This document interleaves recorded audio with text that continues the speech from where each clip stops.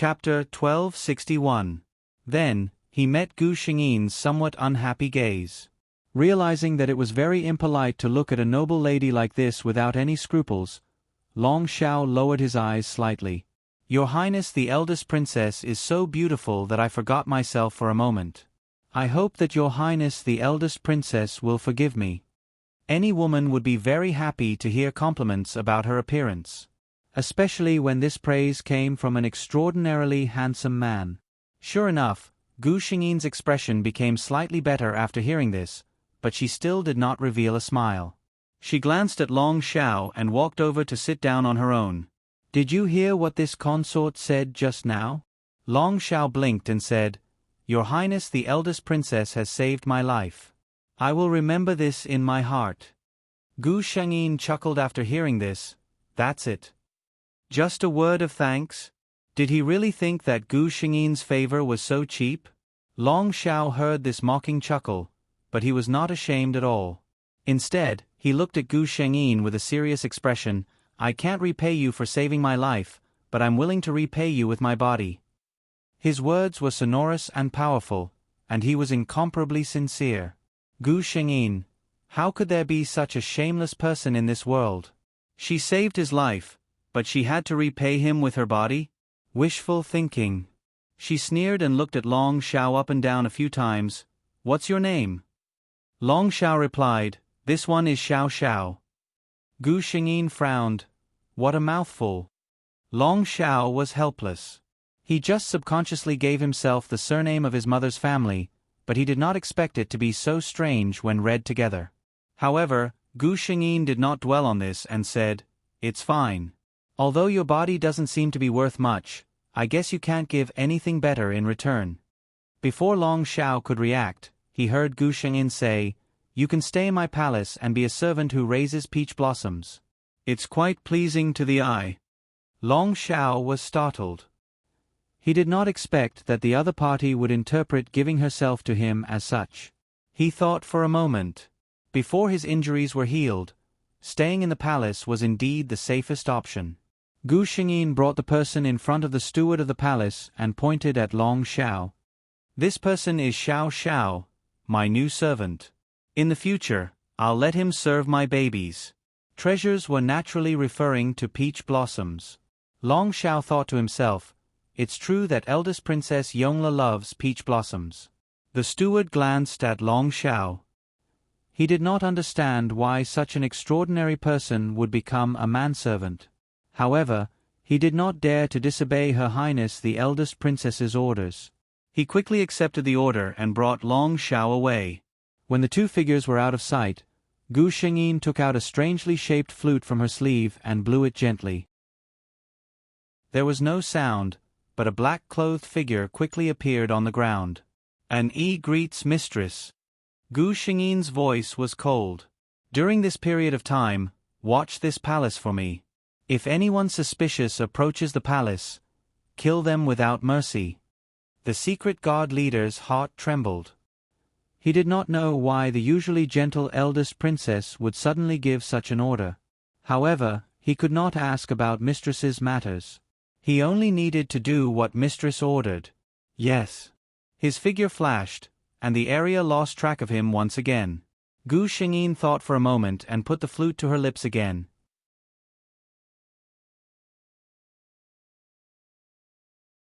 He also knew that this shop assistant was worried about him.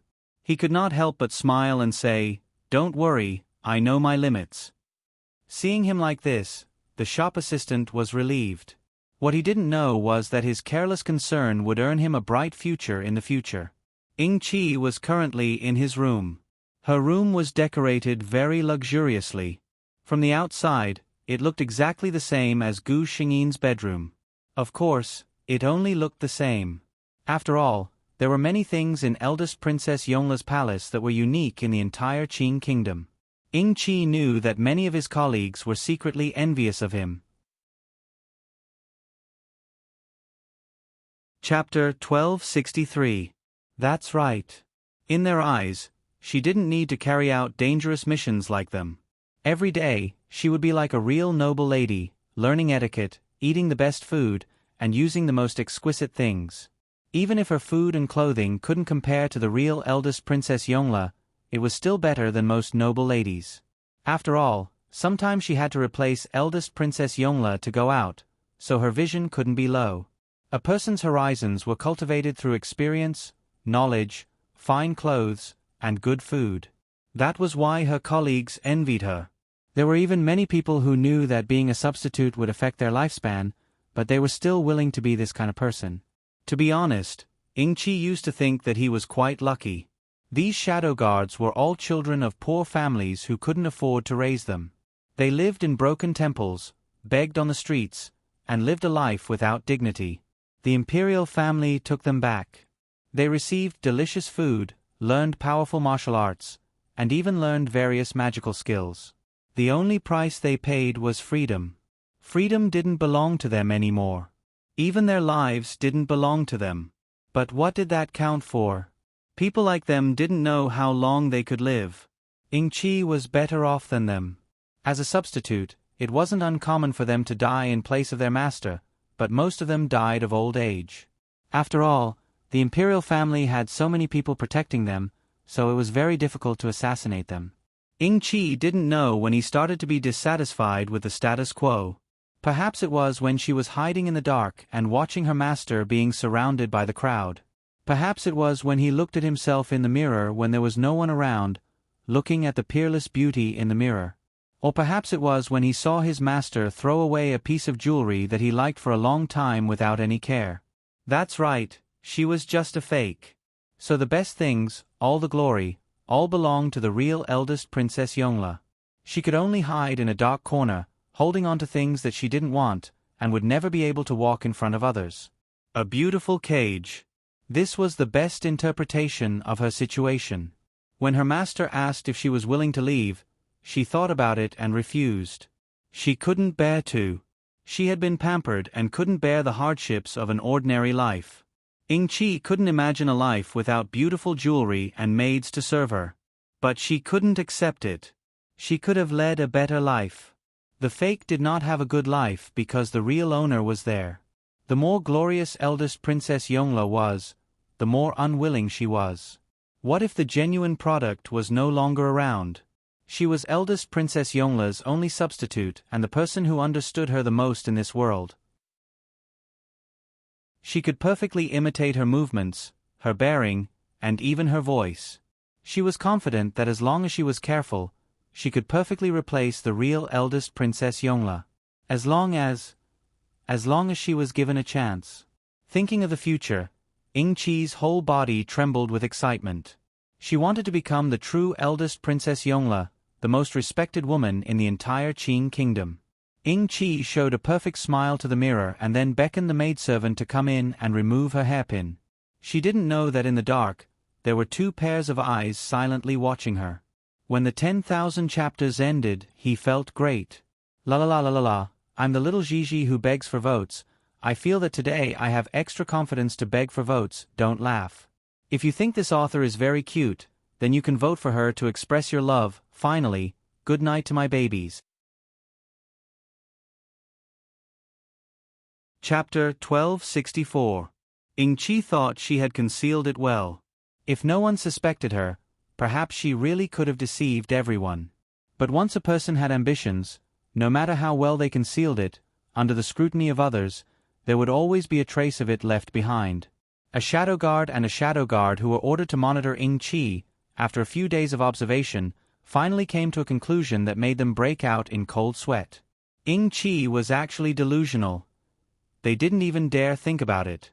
What was Ing-chi still not satisfied with that she would have such rebellious thoughts?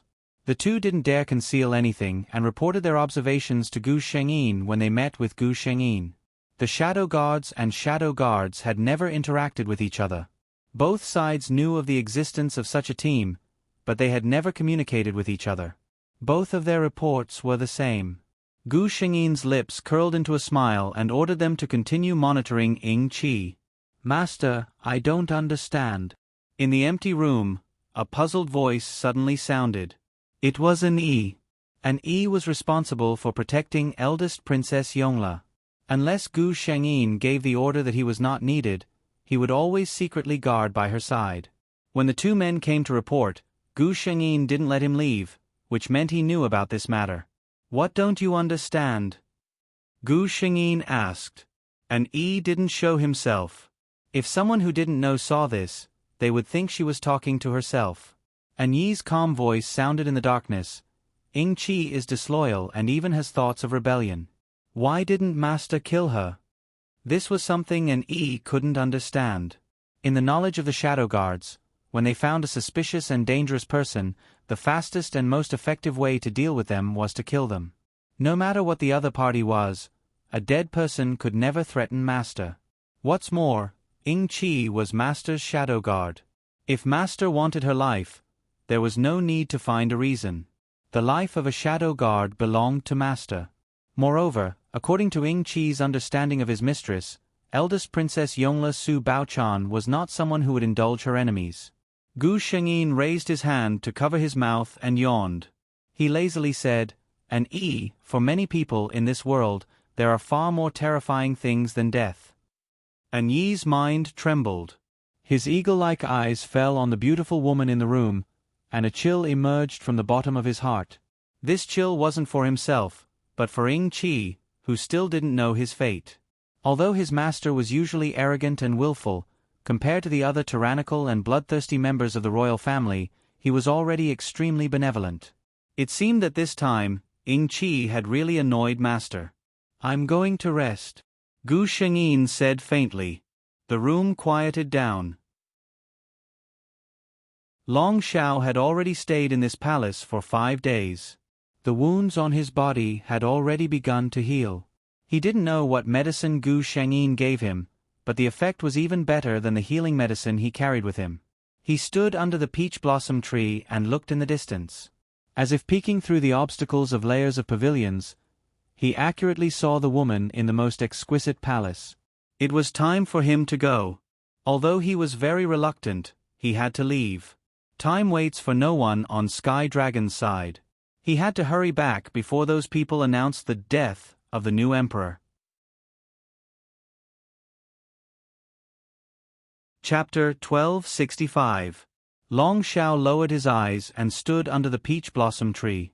5 days was enough for him to learn a lot of things about eldest Princess Yongla. For example, she loved peach blossoms and even hired a famous craftsman to think of ways to make her palace have peach blossoms blooming all year round. For example, she never got tired of eating and didn't get tired of eating. Her clothing, food, shelter, and transportation were all top-notch. She couldn't bear the slightest bit of neglect. For example, eldest Princess Yongla loved to be beautiful. Her jewelry and clothes, unless it was her favorite, she never wore the same thing. Long Shao frowned and thought for a moment. The climate in Tianlong was much drier than Daqing. It wasn't suitable for such delicate peach blossoms to grow. It seemed that after he went back this time, he had to send people to study how to plant peach blossoms. As for other aspects, he could naturally let her enjoy the best. Collecting his chaotic thoughts, Long Shao had already made a decision. It was night. A slight sound suddenly came from Gu Shengyin's bedroom. In the next moment, the sound of 2 people fighting could be heard. "Stop!" Gu Shengyin's cold voice came from the curtain. She was still asleep when she was woken up by the system, saying that Long Shao had come. An Yi had always been in charge of her safety in the dark. As a result, the two of them naturally fought at the first moment. However, when her voice came out, the two of them obediently stopped. "An Yi, you go out," Gu Shengyin directly ordered. An Yi was a bit anxious. "Master, this person was very strong. In the short fight just now, even he didn't have the slightest confidence in keeping the other party. How could he be at ease leaving his master alone with this mysterious person in this hole?" "Go out." Gu Shengyin's voice turned cold. For a shadow god, the master's order was above everything. An Yi sighed and retreated. Gu Shengyin opened the curtain in her undergarment. "What are you doing here?" She looked at Long Shao without any surprise in her eyes. This made Long Shao surprised. "You knew I would come?" Gu Shengyin shook her head. Long Shao asked, "Then why are you so calm, as if you knew I would come? Gu Shengyin glanced at him. Either answer my question, or I'll get someone to escort you out. Long Xiao smiled bitterly. Okay. I'll tell you. His expression became serious, and he said to Gu Shengyin very seriously, I'm here to say goodbye to you. Oh. Gu Shengyin responded faintly, as if she did not care about this matter. Long Xiao suddenly felt suffocated. This woman, no matter if it was the first time they met or until now, she was always high and mighty and didn't care about him at all. Yes, she didn't care about him. Therefore, she didn't care about his identity at all. She didn't care whether he would stay or leave. She didn't even care if they would have the chance to meet again. Gu Shengyin felt her body being tightly pressed against by a fiery body. In the next moment, a voice that sounded like it was gnashing teeth sounded in her ears. Your Highness, in your eyes, what am I? Long Xiao was truly depressed. Since he was born, he had always been high and mighty, making people look up to him. There had never been a woman that could completely ignore him like this. Gu Shengyin impatiently struggled, but she found that she couldn't break free. She could only say, let go first. Long Xiao pretended not to hear anything.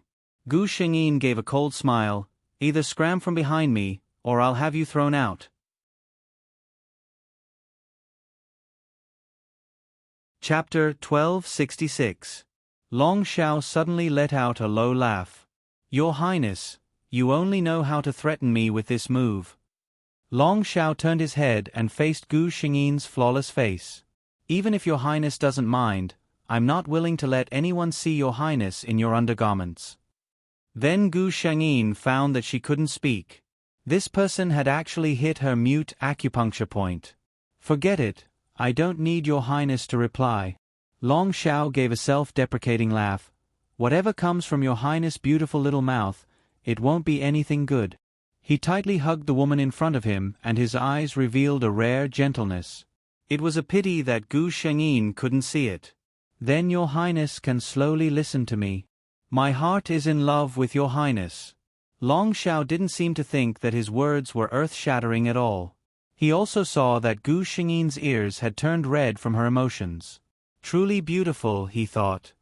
I'm actually not called Xiao Xiao, but I can't tell your Highness my real name right now. I swear that there will be a day when I will personally stand in front of you and tell you my name. Bao Chan.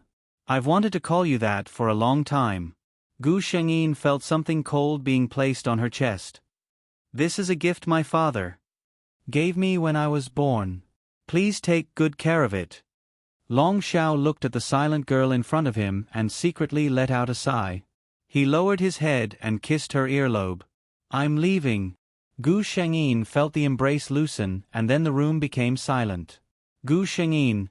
She turned around and found that there was no one behind her. Bastard, can't you release my mute acupuncture point before you leave? Gu Shengyin lowered her head and took the jade pendant hanging on her chest. The jade pendant was warm to the touch, and there wasn't a single flaw on the white jade. It was obviously an extremely rare treasure.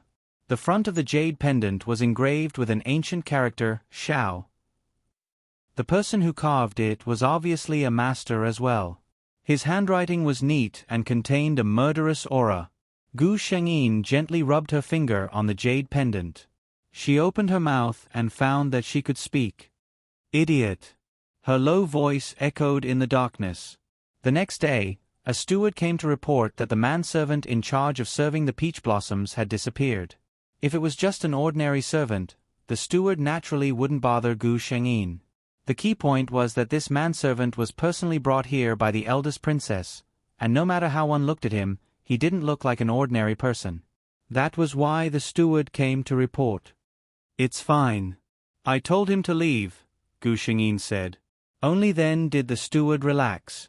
Since that was the case, it had nothing to do with him. After staying in the palace for a long time, the Empress Dowager in the palace missed her daughter and had sent people to urge her to return twice. We'll set out for the palace tomorrow, Gu Shengyin said to the maidservant beside her. Thinking about it, she summoned Ying Yi, telling Qi to stay in the palace. There's no need for her to come back with me. Yes.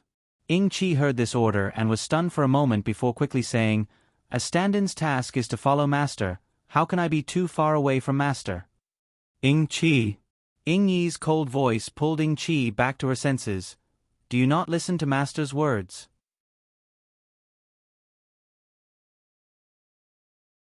Chapter 1267. Ying Qi bowed her head in horror. Subordinate doesn't dare. Yes, she had been a little carried away these past few days. How could she forget? No matter how much she looked like her master, she was just a substitute. Her master didn't need her to follow, so she could only stay here obediently.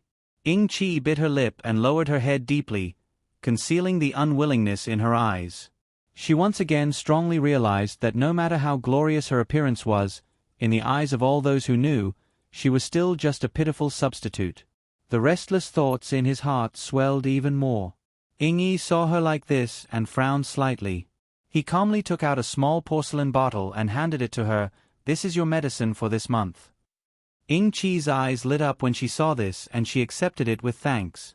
After Ying Yi left, Ying Qi quickly walked over to the mirror, somewhat impatiently opened the cork, and swallowed the white jade pill inside. Then, she quietly sat in front of the mirror and began to admire her unparalleled beauty. The person in the mirror had a flawless face, a bit more and a bit less. Ying Qi couldn't help raising her hand and gently stroking it. This was her face. After being eldest Princess Yongla's shadow for 7 years, she had long forgotten what she looked like. Her impression of herself was just like this. Ying Qi's eyes gradually became infatuated.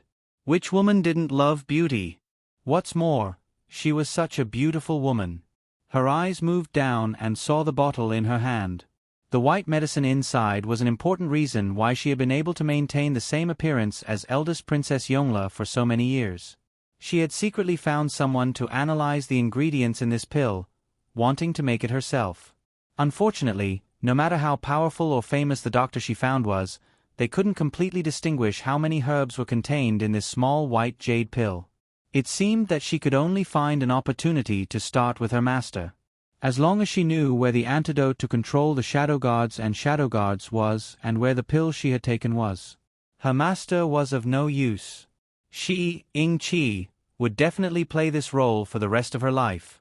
In Gu Xingyin's bedroom, she was lazily sitting in front of the dressing table, letting her trusted maid comb her hair.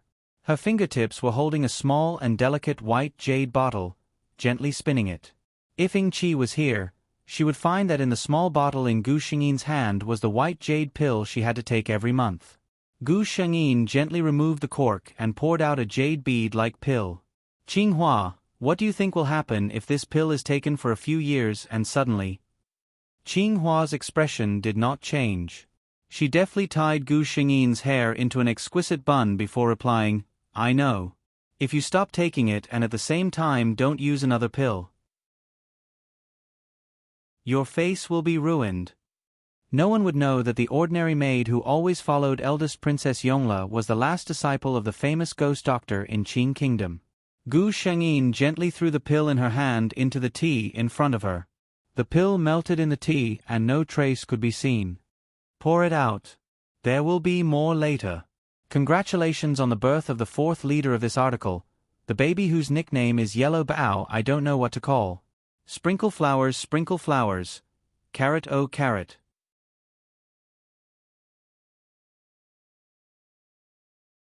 Chapter 1268. Princess Royal Yongla returned to the palace with her entourage. There would never be a lack of banquets in the bustling capital. Any family with a bit of status would not forget to invite this honorable eldest princess. It was her freedom to decide whether she wanted to come or not. But if she didn't send the invitation, she wouldn't be giving face to Princess Royal. If she didn't give face to Princess Royal, the Emperor and Empress Dowager wouldn't give face to her either. "Your Highness." Qinghua came in with a few exquisite invitations in her hands. Gu Shengyin knew that Qinghua was very considerate. These invitations must have been selected by her and she couldn't make the decision. She reached out and took them. Prince Yu was marrying his second wife, Duke Wei was celebrating his 60th birthday, and Princess Duanyun was getting married. Prince Yu was her half-brother. Princess Duanyun passed away 2 years ago. Now that he was remarrying, as his younger sister, she should go and take a look. Duke Wei was from the Empress Dowager's maternal family. Duke Wei was the Empress Dowager's biological brother and Su Baochan's biological uncle. Su Baochan had always been close to her maternal family, so she definitely had to go. As for Princess Duanyun, she was the Empress's daughter and she was going to marry the left Prime Minister's eldest son. She was going to get married next month, so she had to give face to the Empress. Fortunately, these 3 families were all on different dates, so it wouldn't be difficult. Qinghua, go and prepare 3 generous gifts. I remember that there is a pair of white jade vases made of exquisite deep-sea jade in the storeroom. Put them together with the gifts from Duke Wei's mansion. This sentence was enough to show which was more important in Princess Royal Yongla's eyes. Qinghua left without any change in her expression. This was what Gu Shengyin liked the most about Qinghua. She was able to complete any task he gave her perfectly and knew her identity. She would never ask about things that she shouldn't ask about or things that didn't belong to her. The birthday banquet of Duke Wei's mansion was approaching. Gu Shengyin woke up early and left the palace after greeting the Empress Dowager. Gu Shengyin sat in the carriage. In her mind, she still remembered how the Empress Dowager had taken her hand and asked her to greet her uncle properly. Everyone knew that the nobles of the Dao Palace enjoyed limitless glory, but how could they know that she couldn't even take a look at her own brother's birthday? The luxurious 8 treasures jade carton stopped in front of the gate of Duke Wei Mansion. Right now was the time when Duke Wei's mansion was at its most lively. Guests were walking in and out of the place, and the place that was supposed to be bustling with noise and excitement had quieted down because of the arrival of this carriage. Everyone in the capital knew that there was only one person who dared to be so flamboyant in the capital. The eldest princess of Yongla, Su Baochan, had been spoiled by the 2 most powerful people in the Qin kingdom. The wife of the heir of Duke Wei's mansion personally led a group of sisters-in-law to welcome them. Gu Shengyin stepped down from the carriage and was very satisfied to receive the astonished gazes of the crowd. Greetings to Your Highness the eldest princess. The woman who was nearing 40 years old was obviously very happy to see Gu Shengyin, but she still bowed to her. Gu Shengyin quickly stepped forward and supported her kneeling body. There is no need for the wife of the heir to be so courteous. She personally held the wife of the heir of Duke Wei's hand and walked inside. When the 2 entered the door hand in hand, Gu Shengyin blinked her eyes and softly called her cousin-in-law. The wife of the heir of Duke Wei also smiled. Father and mother both said that you would definitely come. They have been waiting for you for a long time. The people around them couldn't hear what the 2 were talking about. They could only watch as Gu Shengyin and the wife of the heir of Duke Wei chatted intimately as if there was no one around. Everyone was envious of Duke Wei's mansion's good fortune.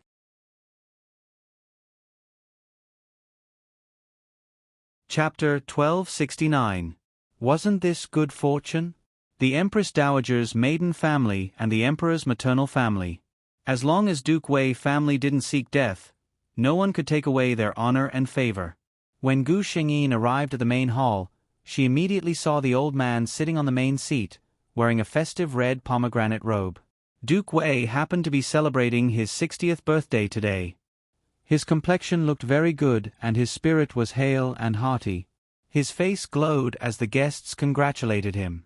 Gu Shengyin gave Duke Wei a junior's greeting and said, "Niece Yongla wishes uncle good fortune as long as the East Sea and longevity as long as the South Mountain."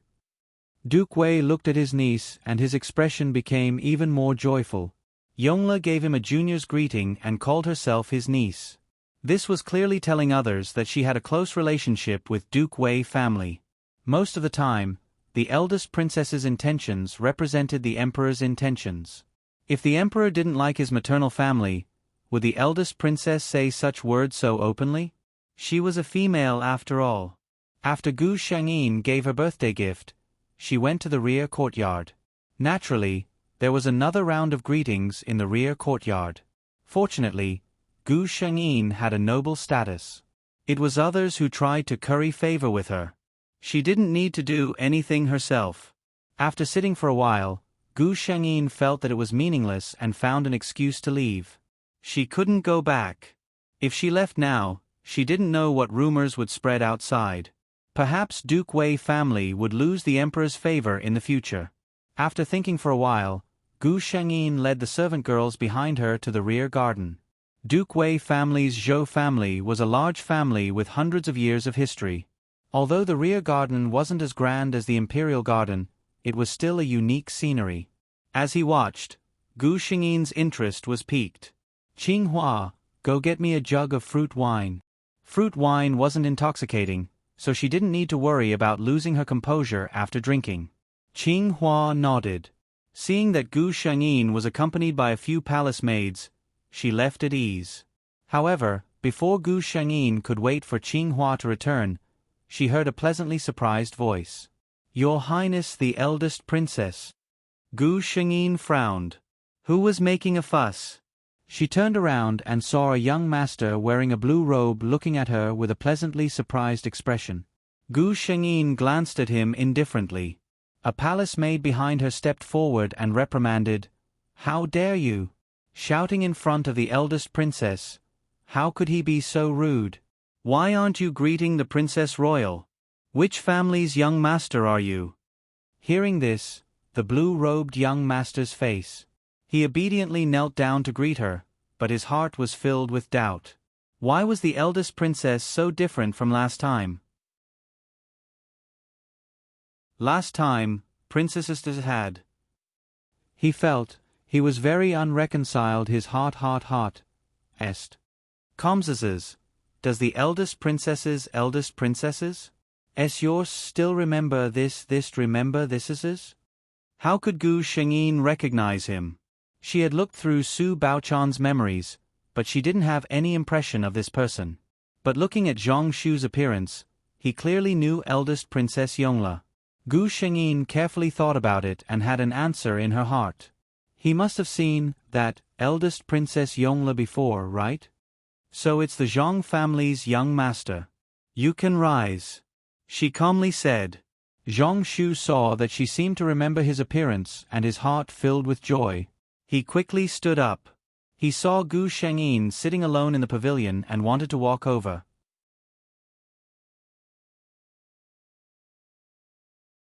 Chapter 1270. Impudent. This time, without Gu Shengyin's hint, the palace maid beside her stood up and reprimanded him angrily. What was the matter with the son of the Supreme Court official? Did he not know the rules? Did he not see the eldest princess admiring the flowers? Zhang Shu's expression was a bit awkward. He did not expect the palace maid to treat him like this. He subconsciously looked at Gu Shengyin. She was still looking at her hands indifferently and did not look at him. Although the Supreme Court official was not a high position, Uncle Zhang was still doted on by his parents. When had he ever been reprimanded so rudely? Moreover, the person who reprimanded him was just a small palace maid. Zhang Shu had never been treated like this. He wanted to just walk away. However, he remembered a few days ago when he went to Marquis Chengde's manor with a group of young masters. Marquis Chengde treated them differently. Prince Yu's son was the noblest everywhere. As the son of the Supreme Court official, he did not even think highly of a servant. This was the disparity brought about by status. Zhang Shu knew that he did not have much ability. If he relied on himself, he might not even be able to reach his father's rank.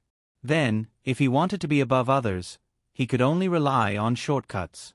Marriage was the fastest and most effective way.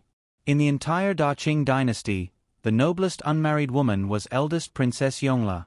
If he could gain the favor of eldest Princess Yongle, what Marquis Chengde? He would probably suck up to her. Originally, Zhang Shu did not dare to have any thoughts about eldest Princess Yongle. Who was eldest Princess Yongle? She was the daughter of the Empress Dowager and the only sister of the current emperor. She was born with a golden branch and jade leaves. Although Zhang Shu thought highly of himself, he knew that he and eldest Princess Yongle were people from two different worlds. However, the last time he met her, he saw hope. Last time, at Marquis Xiangyin's birthday banquet, he saw the legendary eldest Princess Yongle for the first time. Out of politeness, he went forward to greet her. At that time, because he was nervous, he wrote a poem to praise the eldest princess's beauty. As soon as the poem left his mouth, he regretted it. Because this kind of behavior was too rash, even a noble lady with a slight temper would be angry, let alone the eldest princess. The expression of the palace maid beside Princess Royal changed. When she was about to scold Princess Royal, she heard Princess Royal's laughter. She actually thought that his poem was very good. He even gave him a glass of wine. At that time, he felt it was a bit strange, but when he saw the eldest princess smile like a flower while being praised by a group of young masters, he felt like he understood something. The eldest princess liked others praising her. He felt that he had grasped the trick to pleasing the eldest princess, so he took the opportunity to approach the eldest princess. He wanted to praise her unparalleled beauty, but he quickly made her giggle. At that time, Zhang Shu still felt that the noble eldest princess was just a vulgar woman. But after that, he never had the chance to see eldest Princess Yongla again. It was only today that they met again in the garden of Duke Wei's mansion. Gu Shangyin also asked the system to check what had happened in his mind. Her expression became extremely unsightly. This Ying Qi was really good. He would deal with her sooner or later. But right now, she had to solve the problem in front of her first. Zhang Shu ignored the palace maid's angry glare and took a step forward. He looked at Gu Shangyin affectionately. "Your Highness the eldest princess is peerless and this servant has admired you for a long time. I wonder if I would be lucky enough to get drunk with your Highness the eldest princess?" Yin expressed, "I won't take the blame for Ying Qi. This is 7, there will be more updates before 12. I'll try my best to write 3 more updates. Moi moi moi moi."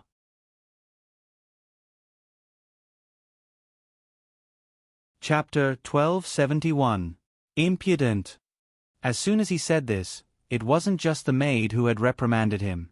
The 6 maids guarding Gu Shangyin all took a step forward and angrily reprimanded him. They were truly angry. They had never seen someone who dared to be so impudent in front of the eldest princess. The 6 maids, even if their voices were clear, their aura was still very oppressive when they reprimanded him in unison. At least for a pampered young master like Zhang Shu, he was so scared that he took a step back.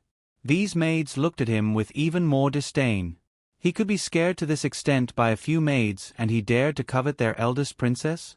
When Zhang Shu retreated like this, he also felt a bit ashamed. His face was a bit red as he looked at Gu Shangyin's face. "Your Highness, Princess Royal, is your servant always this rude?" Gu Shangyin finally spoke. Finally, her eyes fell on Zhang Shu for the first time in a long time. Zhang Shu couldn't help sticking out his chest. However, Gu Shangyin's next words made him feel like he had fallen into an ice cave. "Where did everyone go? Are you going to let this thing spoil my mood?" "Your Highness, eldest princess." Zhang Shu looked at Gu Shangyin's cold expression in disbelief. He could clearly see that the other side was looking at him like she was looking at a disgusting ant. He no longer had a chance to say the rest of his words. Because some guards had appeared out of nowhere and blocked his mouth, nose, lips, and tongue. They completely ignored his struggles and dragged him away. Gu Shangyin didn't know how they would deal with Zhang Shu, but his end wouldn't be good. Although he dared to be so bold, it was also because of Ying Qi's indulgence. But the most important thing was that this man thought too highly of himself. He didn't put the dignity of the eldest princess in his heart. Serves him right. As for Ying Qi, Gu Shangyin's lips curled into a cold smile. Initially, Gu Shangyin wanted to take it slow and let her feel the feeling of losing everything bit by bit. But now, Gu Shangyin's heart was burning with anger. Her previous method might have been too gentle for this woman. When Qinghua came up with a cup of warm fruit wine, she noticed that the atmosphere in the pavilion was somewhat gloomy. She looked straight ahead and walked to Gu Shangyin's side. "Your Highness Princess Royal, this is the treasure that Madame Duke Wei specially brought out when she heard that you were going to drink." At this time, how could Gu Shangyin have the mood to drink? She tasted at least a little and put it down. The wine was good wine. However, for a person like her, she had seen many of the best wines in the world. What elder Princess Yongla was drinking was her mood. By the time Gu Shangyin's carriage returned to the palace, Duke Wei had also learned about what happened in the back garden from his subordinates. His expression was cold as he ordered his men to leave. The people of the Zhang family didn't know what was good for them. A few days later, Duke Wei impeached Lord Zhang of the Supreme Court for not strictly investigating the case, forcing a good woman to die, accepting bribes, and 6 other crimes. The court was in an uproar. However, the emperor didn't order a strict investigation and ordered the Supreme Court to throw away his official post. Those who were quick-witted knew that the emperor was dissatisfied with Lord Zhang. Those who were more informed knew that on the day of Duke Wei's birthday, the second young master of the Zhang family was carried out. It was said that he had offended Princess Royal Yongle.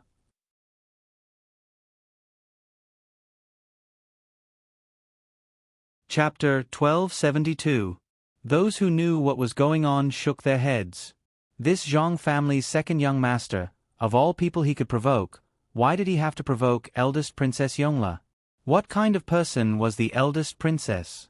Was she someone he, the young master of the Supreme Court, could afford to provoke? What the people outside thought, Gu Shengyin didn't care. No matter how complicated these people's hearts were, they still had to bow to him with a respectful smile on their faces. Gu Shengyin returned to her palace.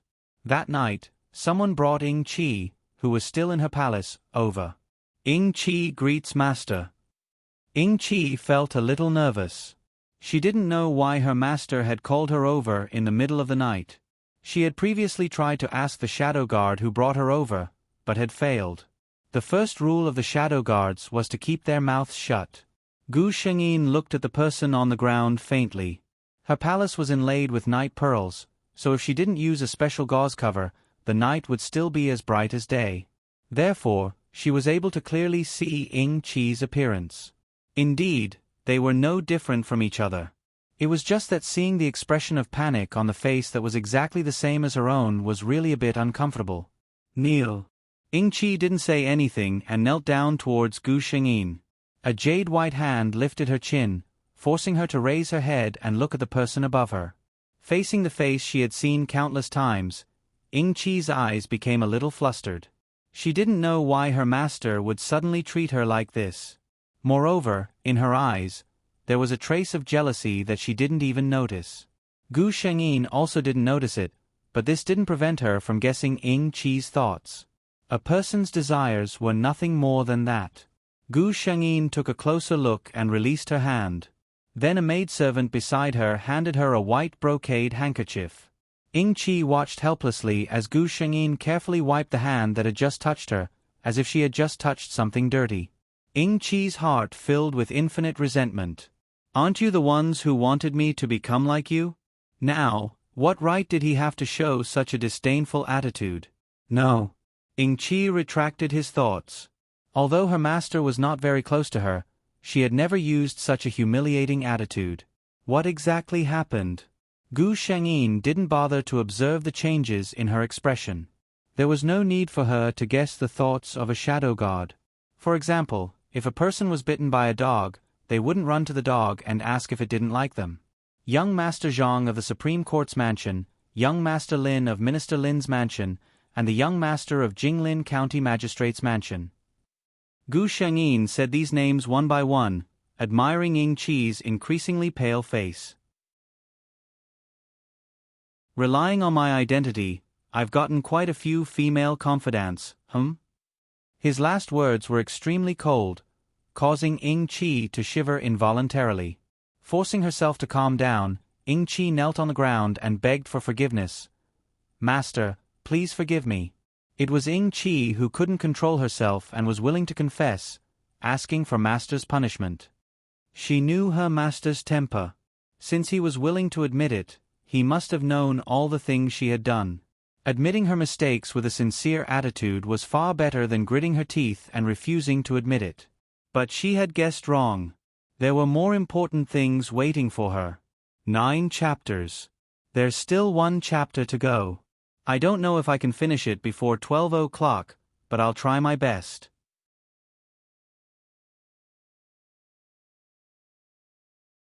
Chapter 1273. Punishment. Gu Shengyin softly muttered these 2 words.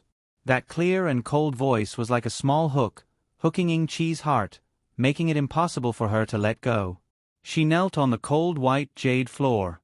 The night of early spring still had the lingering chill of winter, and it seeped from her knees to her entire body. She didn't know what kind of situation she would encounter. Rest assured, there will be no shortage of punishment for you. This one sentence completely crushed the last trace of hope in her heart. Ying Qi obediently lay on the floor, waiting for her master to continue with the words she hadn't said before. What I just said is just a small matter. Ying Qi, have I ever treated you well? Gu Shengyin suddenly asked. She seemed to have only thought of this sentence on the spur of the moment, but it made Ying Qi's heart skip a beat. Ying Qi pressed her head against the cold floor and heard her own calm voice. Master's kindness to Ying Qi is as heavy as a mountain. Humph, what a good kindness. Gu Shengyin sneered. Because my kindness to you is as heavy as a mountain, you want to replace me?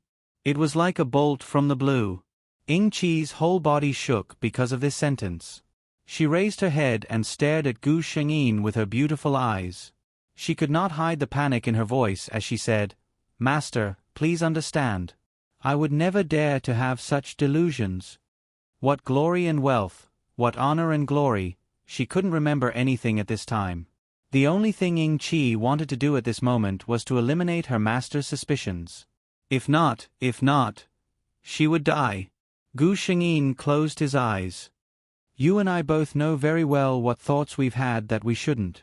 Ying Qi, I, Yonglu, have always treated you well, but I never thought I would raise such a cruel and unscrupulous thing like you. Ying Qi still refused to give up. Did Master hear some gossip from someone's mouth?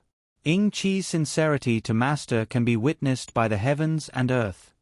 She looked up at Gu Shengyin. When she saw that Gu Shengyin's eyes were still closed and not looking at her, she made up her mind. Master, Ying Qi can swear to heaven. Oh! Gu Shengyin opened her eyes. She was finally moved. Ying Qi grit his teeth and raised 3 fingers on his right hand as he swore, Heavens above, Ying Qi is loyal to my master, eldest Princess Yongla, never disloyal, the heavens and earth can bear witness. If I violate this oath, then call me.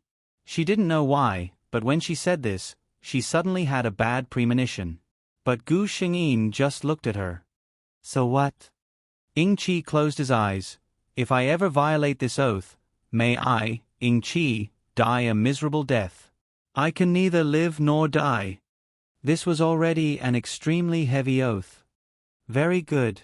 Gu Shengyin suddenly smiled. She said, Did you all hear that? What she just said? In the empty hall, several gray-robed figures suddenly appeared. Gu Shengyin said to the gray-robed figure leading them, Ying Yi, she is your subordinate. How to deal with her will be up to you. The gray-robed figure silently bowed and 2 of them sealed Ying Qi's acupoints before she could react. The gray-robed figure was about to leave when Gu Shengyin's cold voice sounded behind him. Remember, you must act according to what she said herself. The rest of your life will be spent wandering in the wind and rain, and will not end well. I can neither live nor die. Chapter 10. Good night, everyone.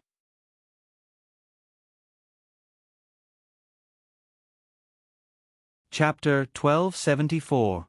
Ying Qi's struggling movements froze when she heard Gu Shengyin's words. She suddenly raised her head and stared at Gu Shengyin's face. Her Royal Highness Princess Royal has no intention of letting Ying Qi go? Gu Shengyin gently stroked the white jade cup in her hand and didn't speak. Ying Qi smiled bitterly. Su Baochan, you're so ruthless. You. Before she could finish her words, a shadow guard who had turned pale with fright sealed her mute acupoint. Then, everyone in the hall knelt down in unison, waiting for their master to speak. These shadow guards hated Ying Qi in their hearts. Ying Qi was a person who deserved to die, yet she had implicated them. What if their master was in a bad mood and decided to vent her anger on them?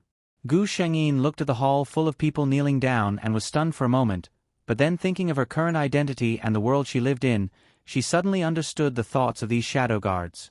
In a society where imperial power was supreme, existences like shadow guards had no dignity at all. Their life and death were all controlled by their master. "Get up and take her away," Gu Shengyin said lightly. The shadow guards felt as if they had been granted amnesty. Since master said so, it meant she wouldn't pursue this matter. They quickly took Ying Qi away and disappeared in front of Gu Shengyin. Towards Gu Shengyin, they were grateful, but towards Ying Qi, these shadow guards only felt disgust. It was this woman who had almost caused them to be punished. Thinking so, these shadow guards stared at Ying Qi without any trace of warmth. Didn't their master say they were to properly entertain her according to her oath? It just so happened that these shadow guards were proficient in many ways, but this was a life worse than death. Silence was restored in the hall.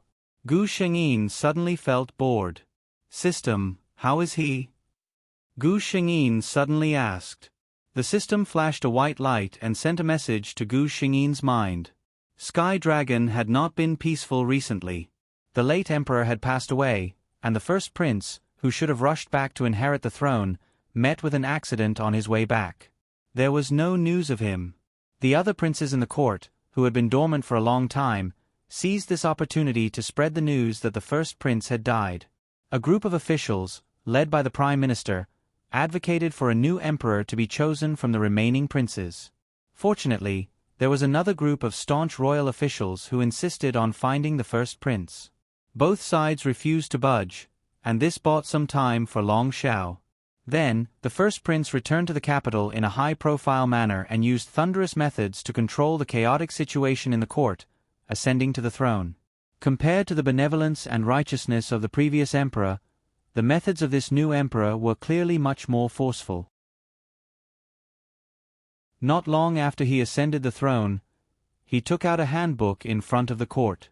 On it was a list of the masterminds behind the ambush he encountered on the day he returned to the capital. The second prince, the fourth prince, and the ninth prince were all involved. Long Shao mercilessly stripped the three of their titles and imprisoned them in the imperial mausoleum, never to enter the capital for the rest of their lives. The imperial court had also purged most of the old officials and put the younger officials in important positions. In less than half a year, the entire Sky Dragon court was solemn and the new emperor had complete control of the situation. Some of the old officials who originally had some objections to the new emperor's thunderous methods could not help but sigh at the current situation. They also had to admit that His Majesty was indeed a natural politician. The Sky Dragon court officials and the people were very satisfied with the new emperor. The only thing they had some complaints about was that the new emperor's style seemed to be a bit extravagant.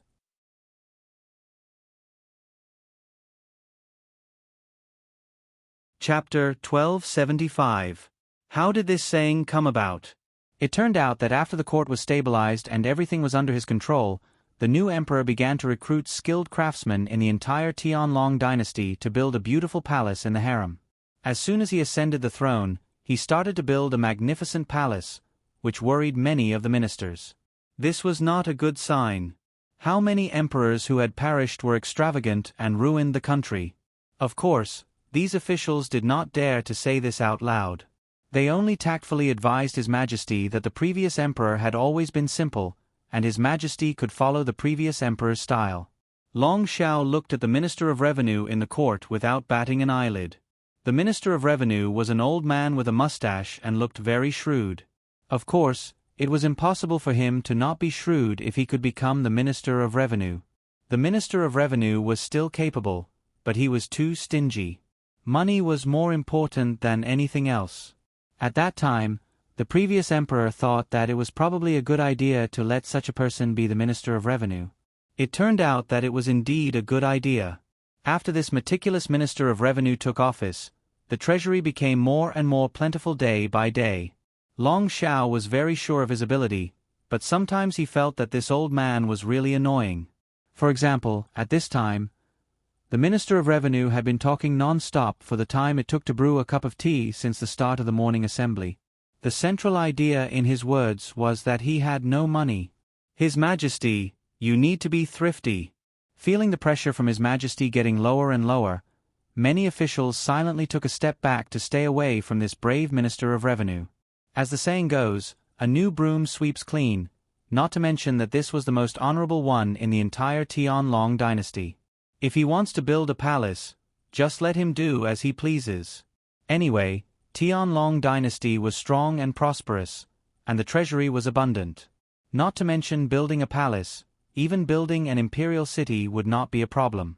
Long Shao listened patiently for a while, and found that if he did not speak, the Minister of Revenue would probably be able to talk for about the time it took to brew a cup of tea. He finally could not help but interrupt him. "Minister Qian, I have a few questions to ask. Can you answer them?" The Minister of Revenue was taken aback. He did not understand what relationship the Emperor was trying to sell. He could only bow and say, "Your Majesty, please ask. This subject will answer everything I know." "Are there any of my people who do not have enough to eat and keep warm?" Minister Qian was stunned. "His Majesty's benevolence in the sea, the people of Tianlong have nothing to worry about." "All right then, let me ask you again. Have I ever collected exorbitant taxes from the people?" Minister Qian replied respectfully, "His Majesty is benevolent and righteous." "Never." "Let me ask you again. How much did my national treasury earn last year?" "Reporting to your Majesty, we..." Minister Qian almost subconsciously reported a string of numbers. Only after he finished speaking did he realize that something was wrong. He hurriedly looked at His Majesty, who was seated above. Long Shao looked at him with a faint smile. "With such a huge income and no large expenditure, Minister Qian, are you telling me that you have no money?" Yao Shongshu's legs instantly went soft. He simply couldn't follow up with this. If he dared to say that he had no money, the Emperor would issue an edict to confiscate his family's property after the court was dismissed. What happened to all the income from the national treasury last year? Minister Qian looked at His Majesty, who had dug a hole for him to jump into. He wanted to cry but had no tears. "Reporting to your Majesty, this old subject is old. I just miscalculated." "Oh," Long Shao suddenly realized. "That is to say, you have money, right?" Minister Qian nodded with difficulty.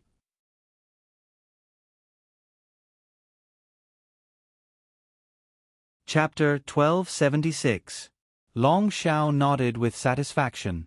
"If that's the case, Minister Qian, what you said earlier, the national treasury is empty?" Minister Qian showed a difficult smile. "I was confused for a moment." Long Shao nodded and said directly, "In that case, I will give Minister Qian full responsibility for the construction of the palace." Minister Qian raised his head in surprise. He did not understand why the Emperor not only did not punish him, but also gave him such an important matter. Long Shao saw his expression and frowned slightly. "Minister Qian, do you think there is a problem?" Minister Qian quickly bowed. "I have no problem." When Minister Qian returned to the queue, Long Shao looked around. "Do you have anything else to report?" The ministers looked at each other and shook their heads. Listening to His Majesty's words, they suddenly realized that as long as His Majesty was diligent and loved the people, he could let the people live a good life. If he wanted to spend money, he could spend it. Sky Dragon was so powerful, so it was not a problem for the Emperor to show off a little. Therefore, when Long Shao once again ordered to find a famous botanist to plant a 10-mile peach blossom forest in the palace, no minister stood up to object. The whole world belonged to His Majesty. It was just planting some fresh peach blossoms. It was much better than some strange and cruel hobby. Long Shao was very satisfied with this. Although he would not change his mind even if these ministers objected, it was going so smoothly. After all, it was not that annoying, right? When autumn was about to pass and the palace in Sky Dragon's palace had begun to take shape, the ministers of Sky Dragon were once again shocked by their emperor. Their emperor was going to propose to Her Highness the eldest princess of Qing. Logically speaking, the Qing dynasty was a big country that could be compared to Sky Dragon. The famous eldest princess of Qing was said to be the sister of the emperor of Qing. Her status was also very noble. In that case, she was a good match for His Majesty. But the key was that His Majesty was going to propose in person. How could there be such a thing? The marriage between big countries had always been to send envoys to propose. No matter how noble the eldest princess was, it was enough to send a prince. A gentleman did not sit in a dangerous situation. How could the emperor of a country personally take risks? But His Majesty the Emperor of Sky Dragon was never someone who would listen to others' advice. No matter how much the ministers tried to persuade him, he even set the schedule for the meeting. Before he left, he had specially written a letter and had it sent urgently to the Emperor of the Qing Kingdom. Emperor Long Qing, who was no longer young, was speechless for a long time when he saw the letter of credence from the new Emperor of Tianlong. How far was Tianlong from the Qing Kingdom? If one were to ride a fast horse, it would take at least half a month. If they were to travel in a convoy, it would take at least a month. How could he bear to marry his sister off to such a faraway place? If Bao Chan went to Sky Dragon, she might not be able to come back for the rest of her life. However, the Emperor of Sky Dragon had personally come to propose. With such sincerity, Emperor Long Qing was afraid that refusing would cause the two countries to become enemies. After thinking for a while, he went to the Empress Dowager's palace. What? The well-preserved Empress Dowager sat beside the Emperor and looked like someone of the same age. I don't agree. The Empress Dowager refused without thinking. I only have one daughter, Baochan. Your Majesty, can you bear to separate us? The Emperor had always been filial. When he heard this, he immediately smiled bitterly and said that he did not dare.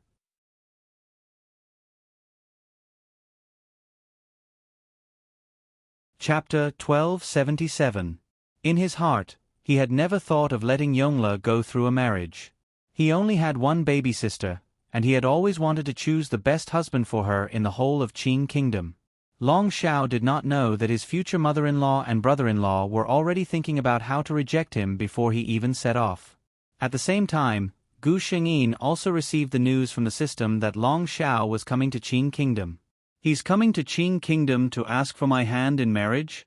And not just for a marriage, but also specifically for me? Gu Shengyin was a little stunned. She was not surprised that Long Xiao would do this, but felt that this method was too different from the original plot. System, is this really okay? She was a little hesitant. The system replied, Host, as long as Princess Yongle successfully marries into the Sky Dragon Empire, the power of Qing Kingdom will be strengthened.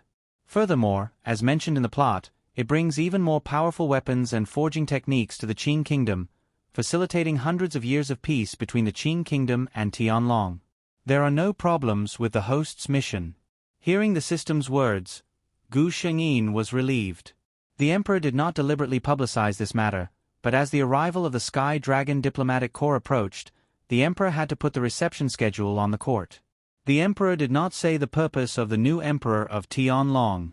He only said that the new Emperor of Tianlong dynasty, who had just ascended the throne, would come to Qing Kingdom on the 15th of the next month, and let the Ministry of Rites prepare the highest standard of reception. Because he thought that he was going to reject the young Emperor of Tianlong, Emperor Long Qing had some indescribable subtle feelings in his heart, and felt that he could make up for it in other ways.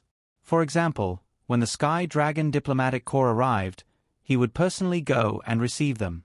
Since the other party was also the emperor of a country, it would not be too demeaning for him to personally receive them. The whole of Qing Kingdom was excited about this matter.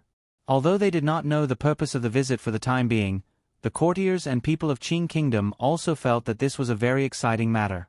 To be able to make such a powerful emperor of Tianlong dynasty come to visit so solemnly, it also highlighted the strength of Qing Kingdom, did it not? On the day of the arrival of the Sky Dragon diplomatic corps, countless people of Qing Kingdom ran to the streets and stopped to watch. Emperor Long Qing was waiting for the arrival of the other party at the city gate in 12 jade robes. On this day, countless citizens of Qing were excited because not only did they see the emperor they had never seen before, but they also saw the emperor of the distant Tianlong dynasty. There were also countless unmarried young girls of the Qing Kingdom who secretly blushed. They had only heard that this young emperor was very young, but they had never heard that he looked so heroic and extraordinary. The officials who had come with Long Xiao to the Qing Kingdom had always held a grudge against their emperor's willful behavior. After seeing the Qing Kingdom's thoughtful etiquette, they felt a little better. The banquet was specially prepared to welcome the heavenly dragon emissary. The day before the celestial dragon emissary arrived in the Qing kingdom, Emperor Long Qing quietly summoned Gu Shengyin into the palace and told her of this matter. In Emperor Long Qing's heart, his Bao Chan would definitely not be willing to marry to such a faraway place, so he did not even wait for Gu Shengyin's reply. He said directly, "Bao Chan, don't worry. I will not let that Emperor Tianlong succeed." Gu Shengyin, she could only helplessly lower her eyes and said, "It's up to you." Gao Lengji had been outside in the cold wind for a day and had been completely blown into a stupid branch. 4 chapters. There should be 2 more. Her mind was completely muddled. Only 6 chapters today. I'm really sorry. There will be 10,000 tomorrow. Moi moi moi.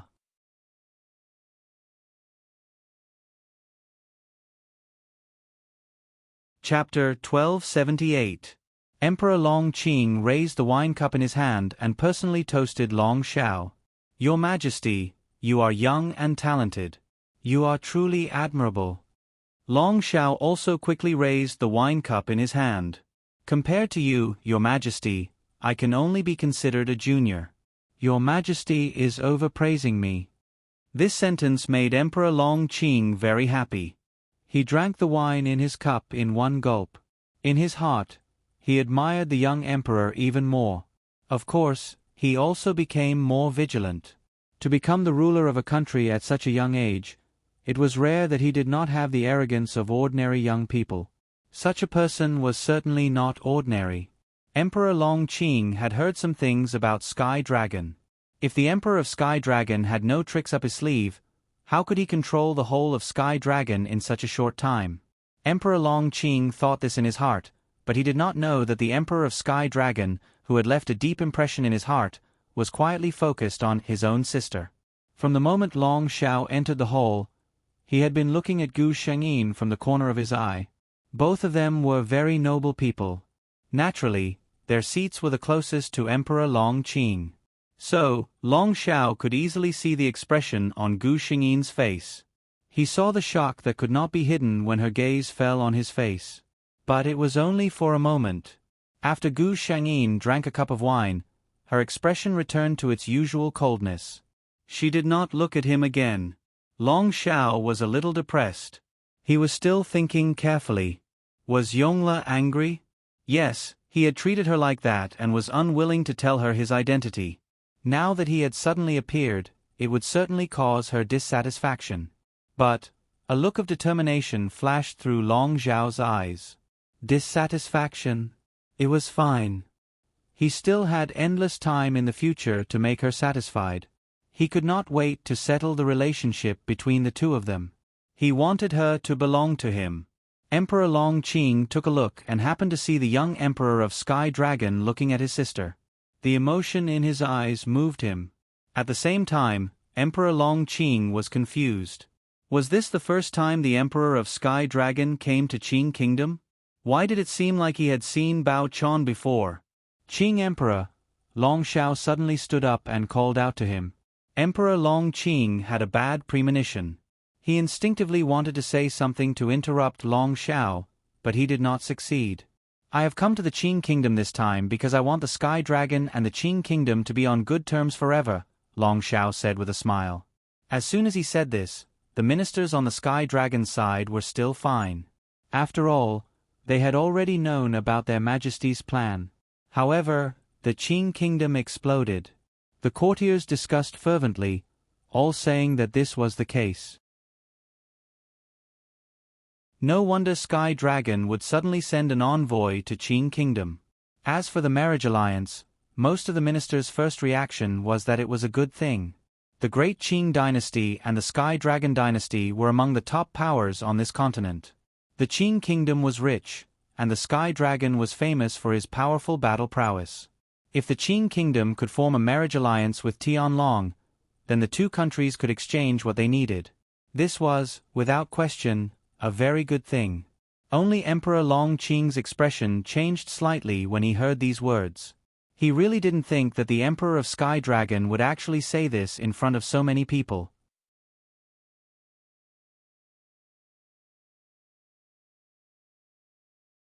Chapter 1279. Emperor Long Qing thought to himself. Fortunately, His Majesty didn't say it out loud. He wanted Bao Chan. If he said it, he might be able to deal with it. But it was clear that his thinking was too simple. Because soon, Long Shao opened his mouth again. I am willing to marry your country's eldest Princess Yongla as the Empress. When these words were said, the entire hall was silent. The officials of Qing Kingdom were all silent.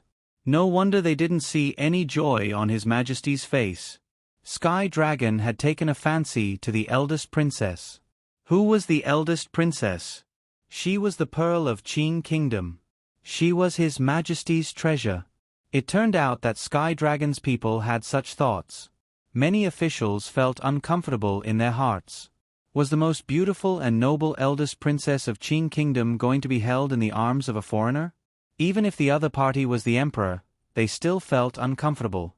While the officials of Qing Kingdom were suffering in their hearts, Sky Dragon's envoys were very satisfied. At first, they didn't want His Majesty to personally go to Qing Kingdom. They felt that this would lower His Majesty's status. But when it was time to leave, perhaps because they knew that this matter was inevitable, the resistance in their hearts lessened a lot. Moreover, the people who followed Long Shao on the diplomatic mission were all his trusted subordinates. No matter what, they would support his decision. This mood completely changed when they saw eldest Princess Yongla sitting in the hall. No one had ever seen the rumored eldest Princess Yongla.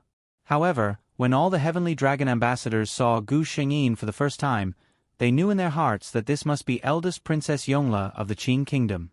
Other than such a beauty, such bearing, and such charm, who else could bear the title of the most beautiful woman in the world? No wonder His Majesty was willing to come personally to ask for her hand in marriage. For such a beauty, so what if he lowered his status for her? Indeed, His Majesty had good taste. Sky Dragon's envoys thought so. Emperor Long Qing could no longer maintain the smile on his face. How could he reply to His Majesty, the Emperor of Sky Dragon, saying such words under such circumstances? If he refused in public, there would be no hope for a good relationship between the two countries. But if he didn't refuse? He felt that his sister would not be willing to marry Bao Chan off so rashly. Emperor Long Qing coughed lightly and was about to ask for a delay in this matter. Long Shao looked gently at Gu Shengyin, who had been glaring at him unhappily ever since he finished speaking. It was so beautiful. This kind of expression was much better than coldly ignoring me. He stared at Gu Shengyin without blinking, but his words were said to everyone. This one can swear that in this life, I will marry the eldest princess as my empress. My only wish is to grow old with the eldest princess. There will only be one person in the harem. His words shocked everyone. These words were already shocking enough. Even an ordinary wealthy family would have one or two concubines. This dignified ruler of the world actually said that there was only one person in the harem. If the officials of the Qing Kingdom were only shocked, then the officials of Tianlong were terrified. How could their emperor be so willful? What does the royal family value the most? Heirs. Such words were simply unfilial to the ancestors. But in such an occasion, these officials could not kneel and beg the emperor to take back his words like in the court. Outside, especially in front of other countries, the dignity of their emperor could not be offended. I'll see you tomorrow. Good night.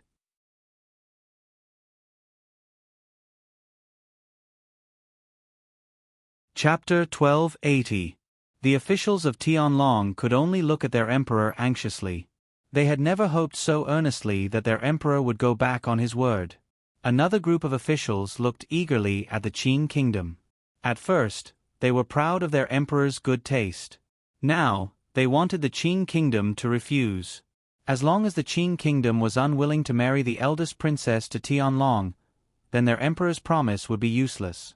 But Emperor Long Qing was silent. Initially, he wanted to refuse, but after hearing the words of this young monarch Tianlong, he swallowed his words back down. No matter what would happen in the future, at this moment, the emperor could say that he did not want a harem. It was enough to see how important Bao Chan was in his heart. He could find a talented and handsome husband for Bao Chan in the future. He could also use his status to force the emperor not to take concubines. But he could not use his power to force the emperor to love Bao Chan alone. The emperor looked around the hall and saw his sister glaring at the emperor of the Heavenly Dragon Empire. He suddenly had a thought. Under everyone's gaze, Long Qingfu coughed lightly and said with a smile, "Yongla is indebted to your majesty. But Yongla has been spoiled since she was young. I can't make the decision for her." Whether it was the officials of Tianlong or the officials of Qing Kingdom, they were all confused. What did this mean? Refuse? But it didn't seem like it. The one who reacted the fastest was Long Xiao. Almost as soon as Emperor Long Qing finished speaking, he said loudly, "Your Majesty, you mean that eldest Princess Yongla's marriage can be decided by herself? If eldest Princess Yongla agrees, will your Majesty agree?" Emperor Long Qing nodded. Long Zhao's words caused everyone's eyes to focus on Gu Shengyin again. Gu Shengyin secretly cursed him for being cunning. Long Xiao looked at her affectionately and said gently, "Eldest Princess Yongla, what do you think of this matter?" Gu Shengyin thought to herself, "I really want to refuse you and let you suffer the consequences of your own actions." But on the surface, she only stood up leisurely. Her gorgeous sleeves fluttered slightly, and her eyes turned. She was indescribably charming. Everyone in the hall stared at her with their eyes wide open. Beauties were like this. Even if it was an ordinary action, when she did it, she would have an indescribable charm compared to others. Gu Shengyin did not show the slightest shyness of being proposed to. She looked straight at Long Xiao without dodging and opened her mouth like the first cry of an oriole. "Just now, Emperor Tianlong said that if you take me as your empress, I will be the only one in your harem?" Long Xiao nodded without hesitation. "Of course." Gu Shengyin pressed on. "What if His Majesty breaks his promise?" Long Xiao met her gaze and said firmly, "That won't happen." Gu Shengyin pressed on. "I have never believed in empty promises. Why don't you make an oath? If you go back on your word, I will return to the Qing Kingdom in peace. How about it?" These words were really shocking. It was rare for commoners to divorce, let alone the empress of a country. The ministers of Tianlong instinctively wanted to interrupt. Long Xiao stared at Gu Shengyin. He was not surprised to see a trace of provocation in her eyes. She said that on purpose to force him to give in.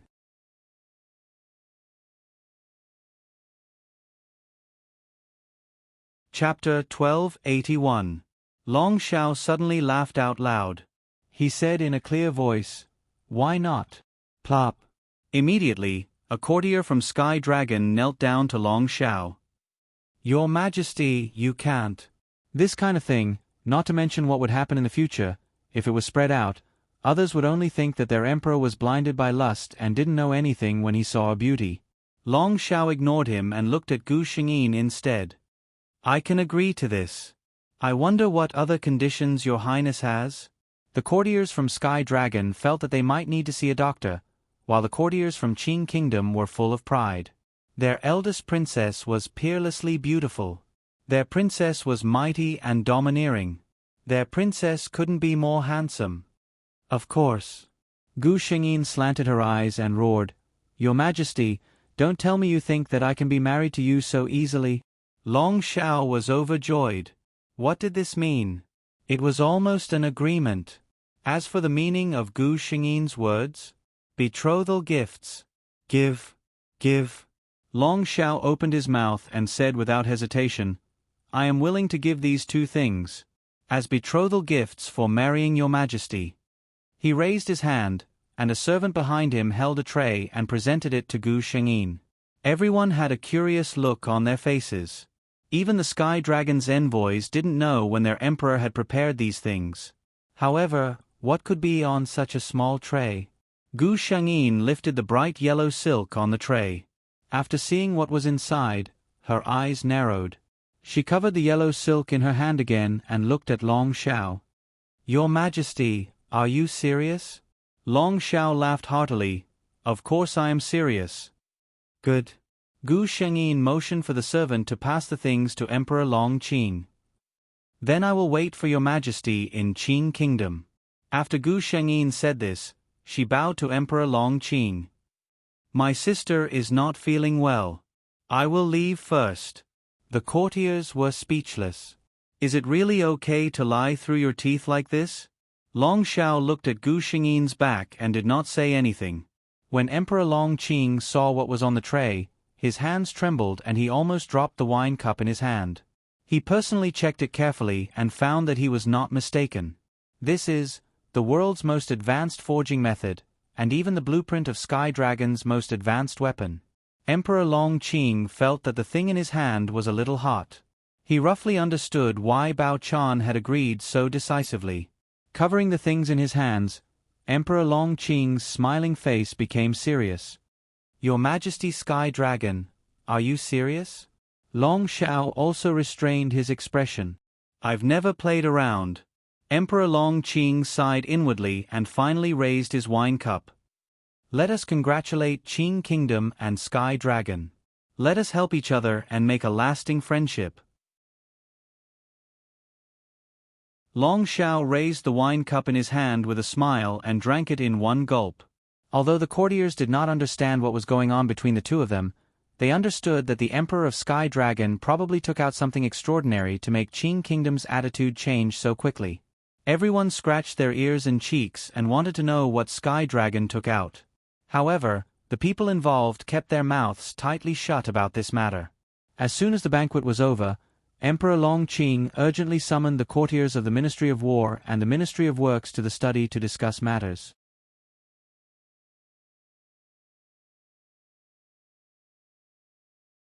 Chapter 1282. Are you really willing to let your sister marry to a place so far away? In the Empress Dowager's palace, the servants had all left. The Empress Dowager questioned the Emperor mercilessly. Emperor Long Qing didn't say anything. In fact, when he saw the two things that Sky Dragon took out, he knew that the marriage between the two countries was set. He couldn't let go of the opportunity to improve the strength of the whole Qing Kingdom. He couldn't let go of it. Gu Shengyin sat quietly on the side. Every time she wanted to speak for Emperor Long Qing, the Empress Dowager gave her a cold stare, which made her have to shut up. Emperor Long Qing obviously knew the Empress Dowager's temper. He didn't say anything until the Empress Dowager finished venting. Mother, The Empress Dowager said angrily, don't call me now. Emperor Long Qing looked at his sister helplessly. Gu Shengyin slowly walked to the Empress Dowager's side, took one of her hands, and shook it gently. Mother. The Empress Dowager squinted at her. Gu Shengyin quickly said, don't blame my brother. I was willing to do this. The Empress Dowager actually knew what was going on. What happened in the court quickly spread to her ears. Of course, she also knew that her son put the choice in her daughter's hands.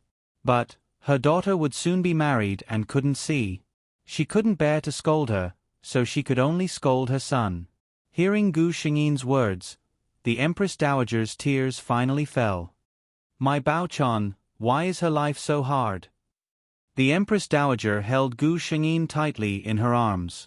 Gu Shengyin sighed secretly and had to say slowly, I don't feel wronged.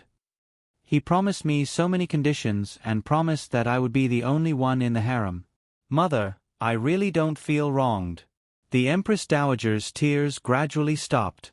Although the other party was very sincere, and the Empress Dowager knew that the princess of the royal family was born with more responsibilities than others, she was still very reluctant when it came to her daughter. She had been holding her daughter in the palm of her hand for more than 10 years.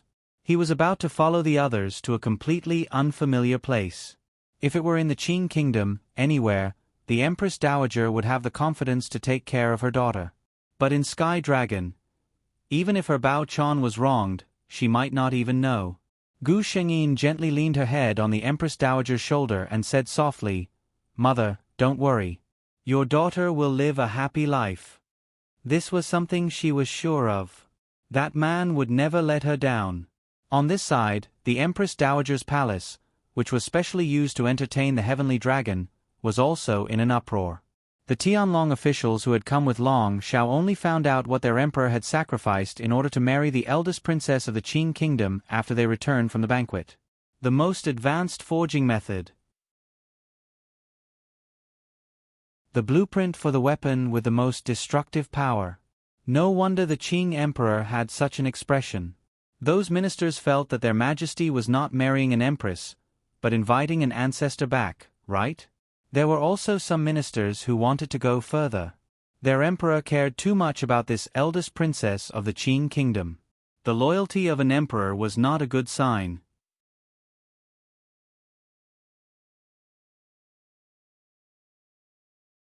Chapter 1283. Long Xiao frowned as he listened to the official's earnest admonishment. Some even boldly took out the example of the previous dynasty's monarch's favored concubine. Pa! The crisp sound of a cup breaking rang out, startling everyone. Enough! Long Xiao shouted in a deep voice. I never need others to comment on what I do. If you have the free time to pay attention to my private affairs, why don't you spend some time on your own affairs? Every one of you is pointing fingers at my decisions. Do you think that you can be a better emperor than me? With these words, all the officials in the room knelt down. For a moment, there was complete silence. Long Xiao said in his heart, this bunch of fellows just wouldn't be satisfied if they didn't make him angry. He listened and tolerated them nicely, but they were going to take a mile after taking an inch. When he was really angry, these officials who had just been making impassioned speeches were all trembling with fear. I sincerely want to marry eldest Princess Yongla. What are you trying to do by obstructing me? If I hear even the slightest bit of bad rumors about the eldest princess outside, do as you deem fit, Long Xiao said coldly. Cold sweat seeped out of the foreheads of the officials present.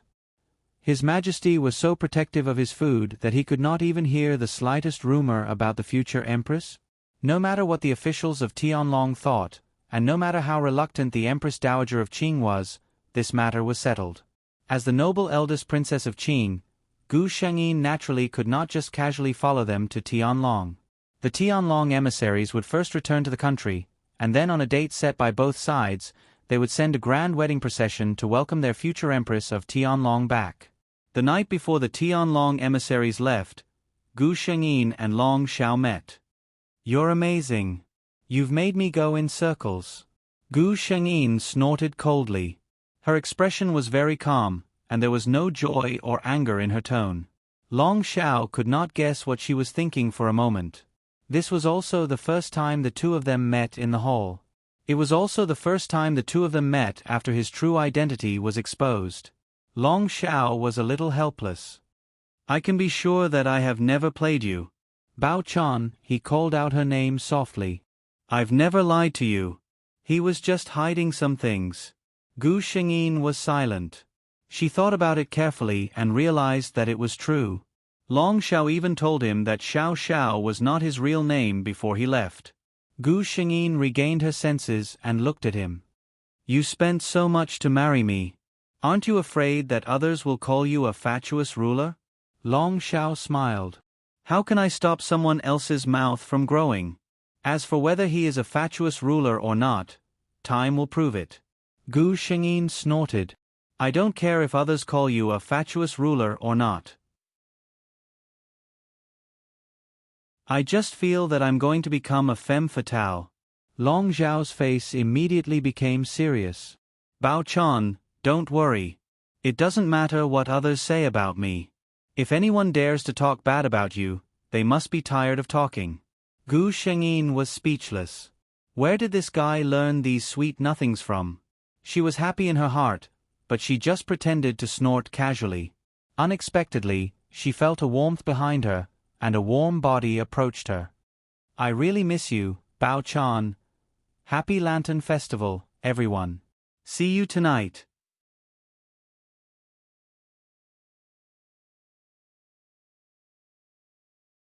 Chapter 1284. Perhaps because he knew Gu Shengyin's bottom line, Long Xiao did not hug her directly. He only stood closely behind her.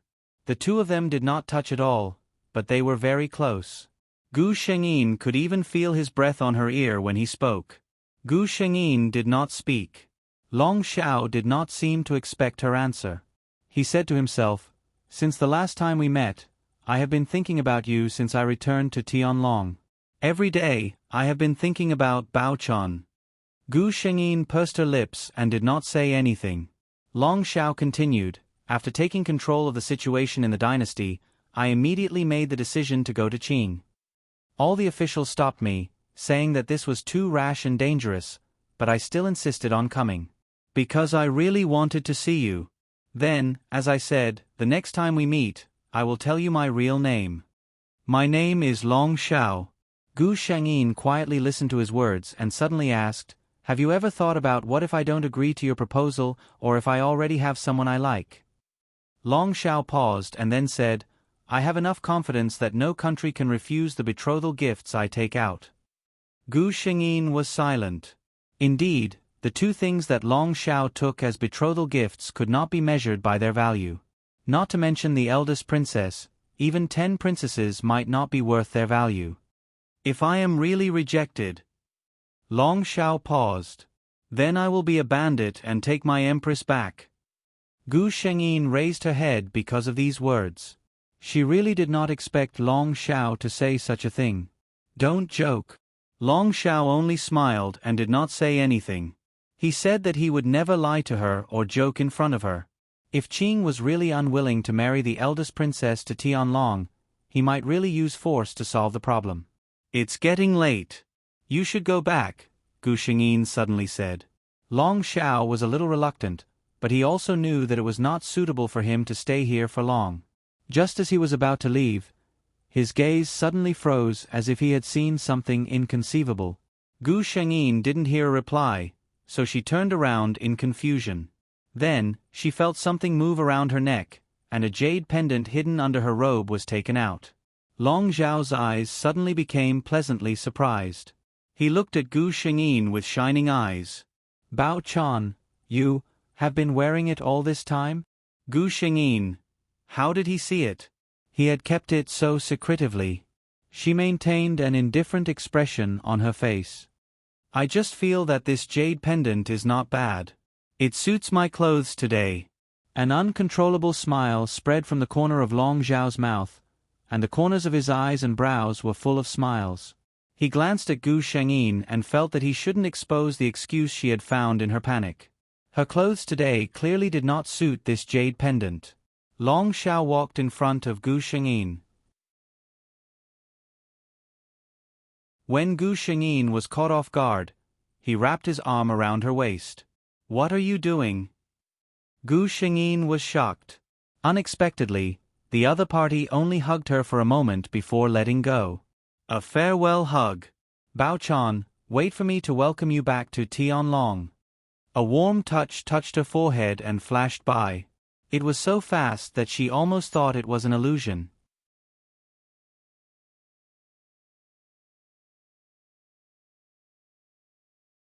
Chapter 1285. The envoys from Sky Dragon finally left. But the whole palace was busy because of this. They had to start preparing for Princess Yongla's wedding.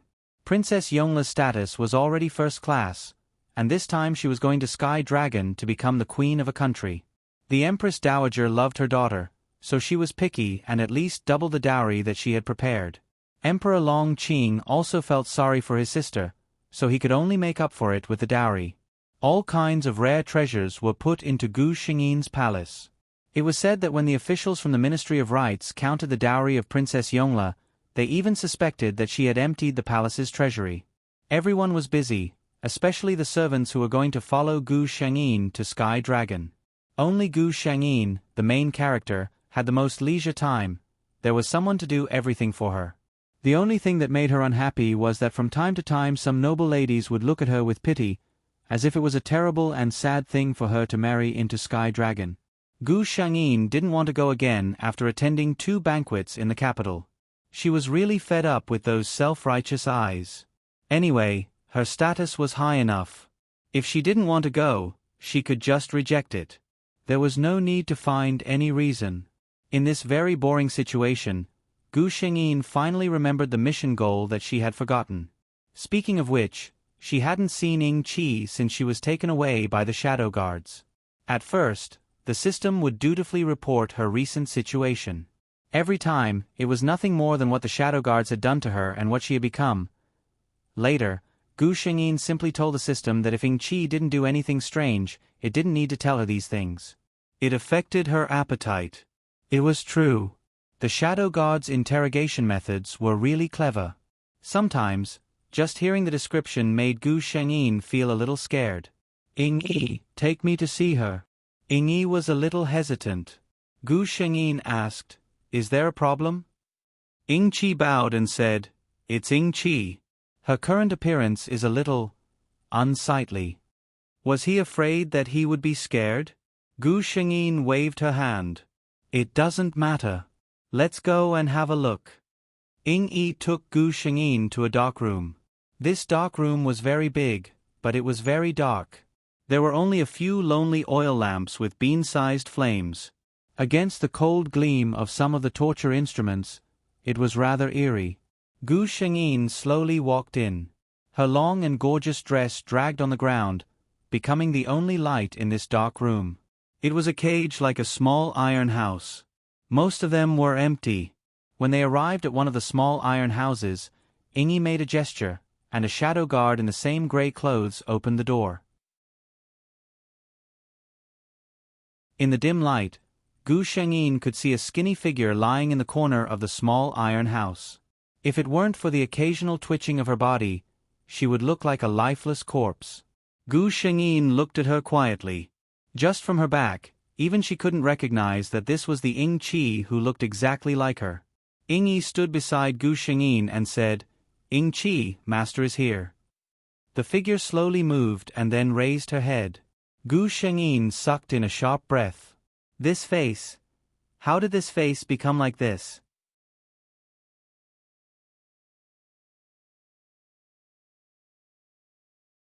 Chapter 1286.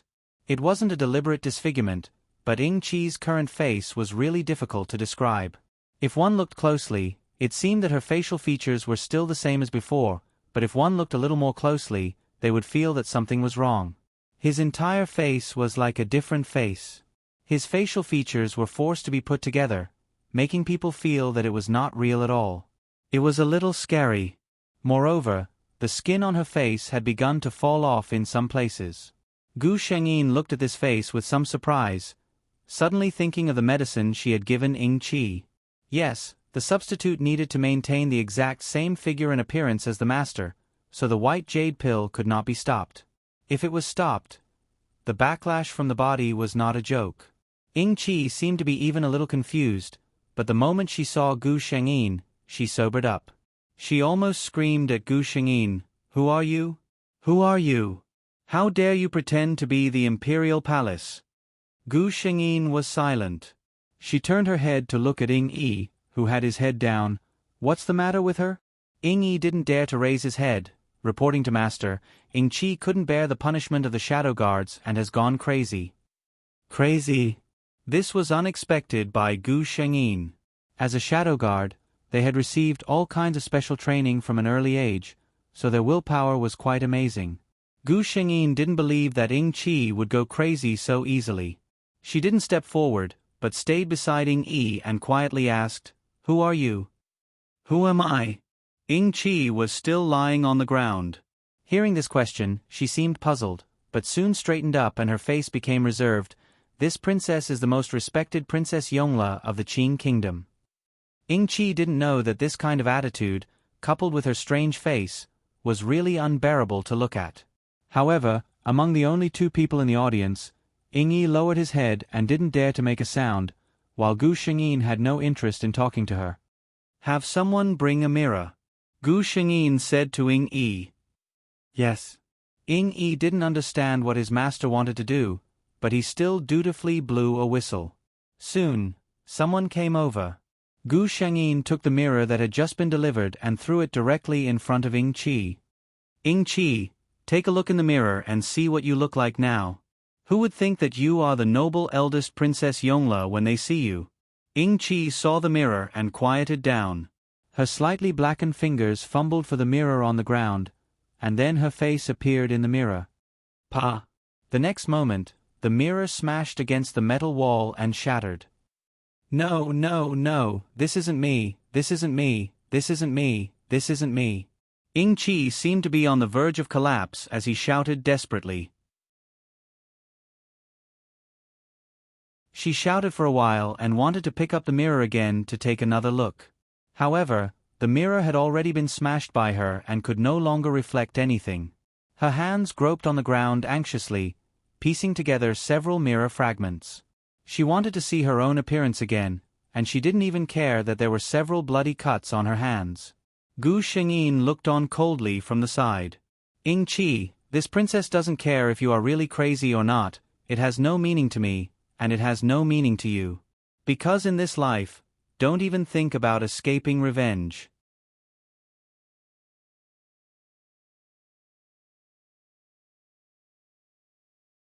Chapter 1287. The movements of Ing-chi's hands slowly stopped. However, she still ignored Gu Shengyin. Just like before, she sat there with her head lowered, as if she had completely ignored the two people in front of her. Gu Shengyin glanced at Ing-yi and said, "Let's go." Ing-yi nodded silently and the metal lock was once again locked, restoring the place to silence. After Gu Shengyin and the others had walked for a long time, and not a single sound of footsteps could be heard anymore, Ing-chi suddenly grabbed the mirror fragment on the ground and was about to wipe it across her neck. Asterisk ding. Asterisk, a copper coin flew out of nowhere and hit Ing-chi's hand that was holding the mirror fragment. Her hand loosened and the fragment fell to the ground. A deep voice came from the darkness. Ing-chi, Master didn't say you were going to die, so don't even think about it. Soon, a gray-robed figure appeared from the darkness and cleaned up the broken pieces and other things in the iron prison.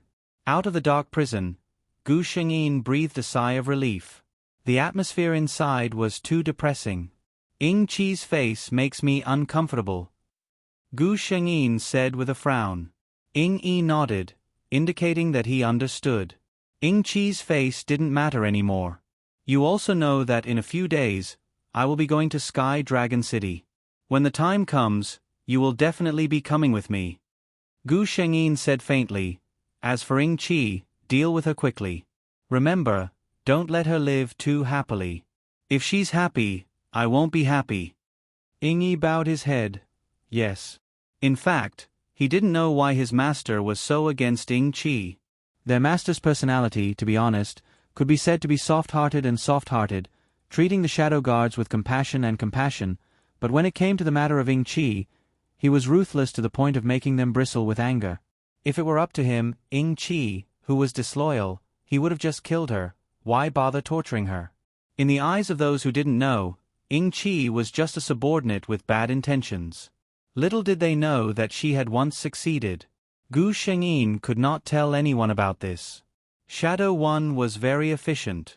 That night, Gu Shengyin received a system notification. Ing-chi's eyes were gouged out, his tongue was cut off, his ears were disabled, his limbs were broken, and his entire face was peeled off while he was still alive. Unfortunately, her life was being kept alive by someone using top-notch medicinal herbs. Even if she wanted to die, she couldn't. Within half a month, a terrifying beggar appeared on the streets of the capital.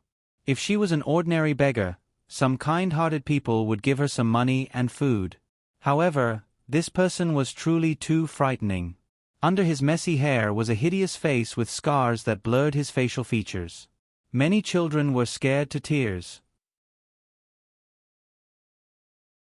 Many commoners threw vegetable leaves and rotten eggs at her, wanting to chase away this terrifying beggar. Even though this beggar couldn't move, there would always be someone who would force-feed her in the middle of the night so that she wouldn't starve to death. Ing-chi finally understood what it meant to live a life worse than death, and what it meant to beg for death. Compared to today, the days in the dark prison were simply heaven, not to mention when she was still her master's substitute. She regretted it, she really regretted it.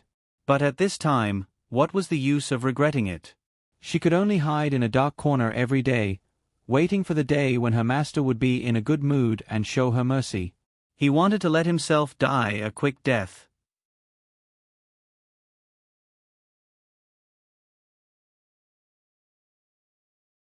Chapter 1288.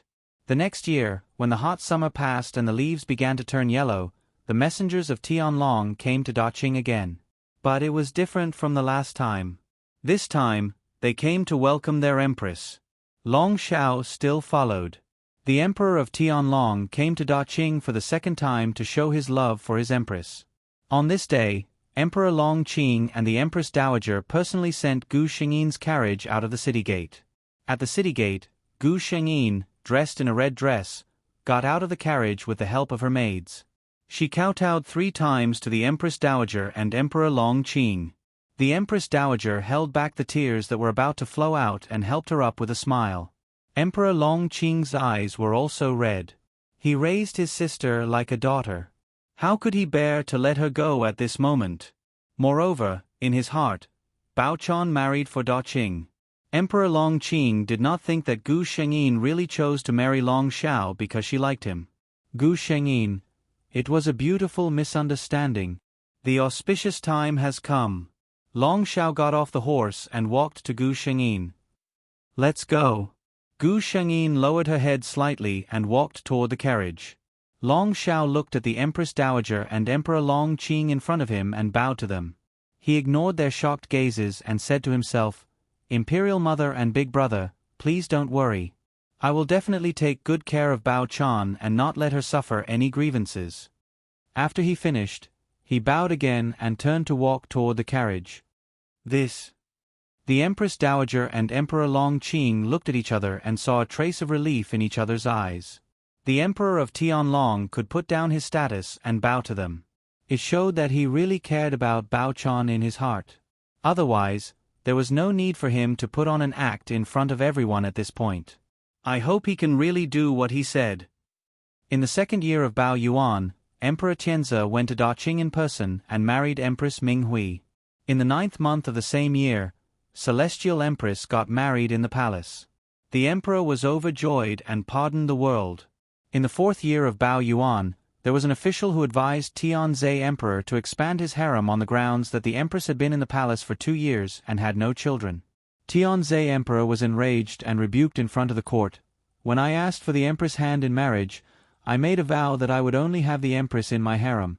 By forcing me to take in a concubine, are you forcing me to become a person who doesn't keep my promises? His intentions are worthy of death. At that time, the 9 ministers who had knelt down and begged Tianzi Emperor to take in a concubine were all stripped of their official positions and would never be employed again. After that, no one dared to talk about this in the imperial court. In the 5th year of Bao Yuan, Celestial Empress was diagnosed with pregnancy and the entire nation celebrated.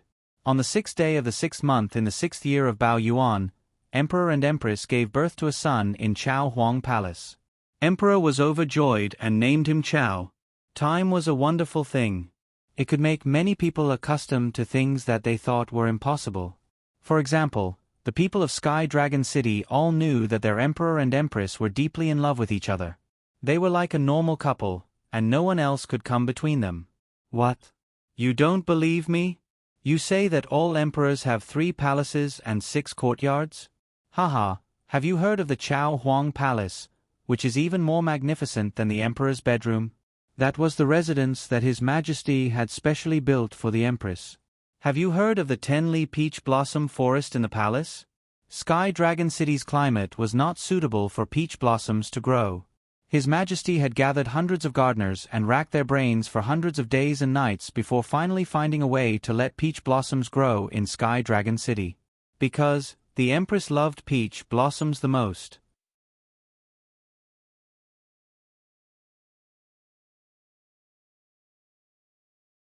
Chapter 1289. Today was the grand wedding of Qi Manor's heir, and there were many guests in Qi Manor. Princess Duan Yun was dressed in brocade and was surrounded by countless women, enjoying the compliments of these people to her heart's content. Because she was the princess of the Celestial Empress, the most distinguished woman in this banquet. Your Highness, you look really good in this red cloud satin. A noblewoman beside her smiled and complimented. Another noblewoman was not to be outdone and quickly said, Of course, only Your Highness can afford to wear red cloud satin. It is said that this is a tribute, but we have never seen it before." The people around him immediately echoed his sentiments. Princess Duan Yun smiled reservedly, as though she didn't take these compliments to heart. At this moment, someone among the women said, "Speaking of red cloud satin, I have seen eldest Princess Yongla wear it once. She is truly a fairy that has descended to the mortal world." The bustling banquet fell silent for a moment because of this special name. The smile on Princess Duan Yun's face also disappeared. She looked around, and many people lowered their heads. Just now, there were too many people talking, so she didn't know who mentioned eldest Princess Yongla. This name seemed to have become a tacit taboo in this capital city. Princess Duan Yun said lazily, "I will take a walk in the garden." After speaking, she didn't look at everyone's reaction and left with the help of the maid. Princess Duan Yun was very unhappy. The reason for her unhappiness was that she didn't know who said, "Eldest Princess Yongla," just now. She didn't like this aunt since she was young. The two of them were about the same age, so they should have a very good relationship. However, she was the princess of the Celestial Empress, the true proud daughter of the heavens. As long as the princess of the imperial family was mentioned, the first name that came to everyone's mind would only be eldest Princess Yongla. Eldest Princess Yongla's rank was higher than hers, she was prettier than her, and she was more favored than her. All the benefits in this world were taken by her. How could Princess Duan Yun accept this? Fortunately, so what if her aunt was favored? In the end, wasn't she still used as a tool for a marriage alliance and married to another country? It was said that the emperor said that he wouldn't have a harem. However, what right did an empress who was far away and had no one to rely on have? Princess Duan Yun sneered. Her aunt had been in the limelight for more than 10 years, but in terms of marriage, she was far inferior to her. She had a good relationship with the prince consort. When she gave birth to the child, she generously let the servant girl by her side serve the prince consort. Who in the aristocratic family didn't praise her for being virtuous? In the princess's residence, who would dare to go against his will? As she thought of this, her mood became much better. At this moment, a palace servant trotted in front of her. "Your Highness, there is a decree from the palace for you to return to the palace." Princess Duan Yun was puzzled. What was so urgent? But she didn't dare to tarry. She hurriedly informed her master and rode a horse and carriage into the palace. The palace servant led her directly to Imperial Grandmother's palace. Before she reached the palace, Princess Duan Yun heard a burst of laughter. Princess Duan Yun felt strange in her heart. Ever since Aunt Yongla got married, she rarely saw a smile on Imperial Grandmother's face. Thinking of this, she asked the palace servant to report and walked in herself. As soon as she entered the hall, her gaze was attracted by the woman who was dressed like a woman sitting next to her Imperial Grandmother. Time seemed to treat her exceptionally well and didn't leave any traces on her body. No, there were still traces. She, who was already a married woman, had lost her immaturity. Compared to back then, she had a trace of charm. Princess Duan Yun's eyes widened. Aunt Yongla, why was she here? Today's 10th chapter. Oh, this world is still lacking one chapter. A new world will open tomorrow. Pleading for a wave of votes for the new world that is about to open. Good night, everyone.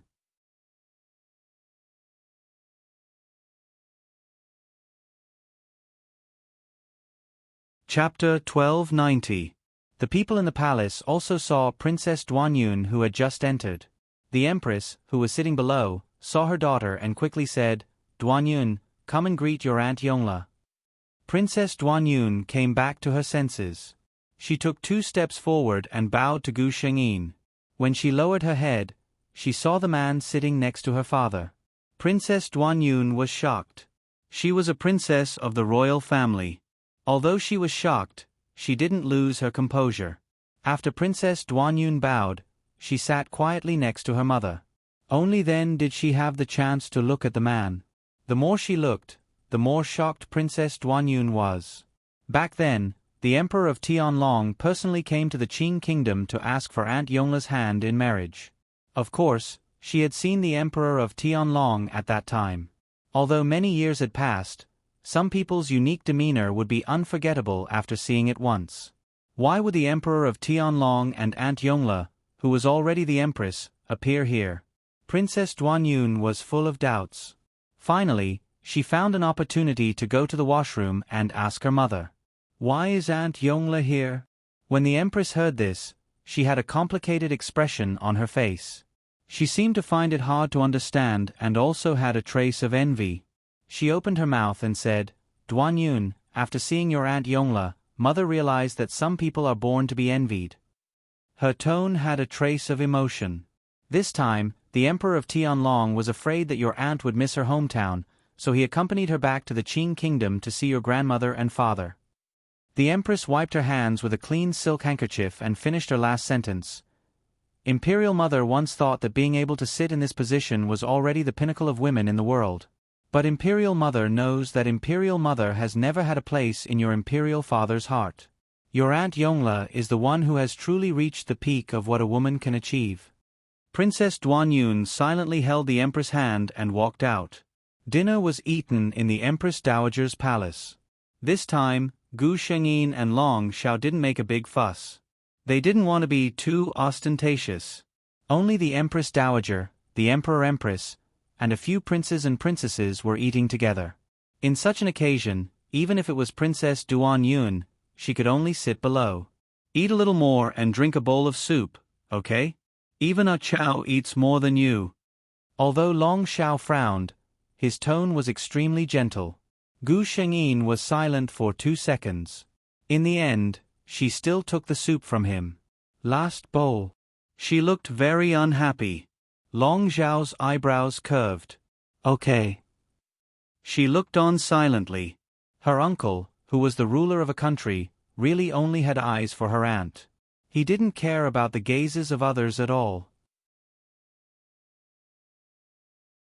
He knew all of his aunt's favorite dishes, and he would even personally pick up food and ladle soup for his aunt. All kinds of intimacy made her, a mother, blush uncontrollably. Apart from her red face, all that was left was an indescribable sense of loss. In her entire life, it was probably true that she could not compare to her aunt in any way. Seeing this scene, the Empress Dowager and the Emperor finally felt relieved. Although Gu Shengyin would send letters regularly, they always felt uneasy if they didn't see it with their own eyes. They were afraid that she would not have a good life in Tianlong. They were afraid that she would have no one to complain to when she was wronged. Now, the Empress Dowager felt that she could finally feel at ease. Some things could be pretended, but some things could not be pretended. Her Baochan was living a happy life. You're tuning in to the Narrate and Escape YouTube channel. Don't forget to subscribe and join us on this journey to catch the most captivating stories.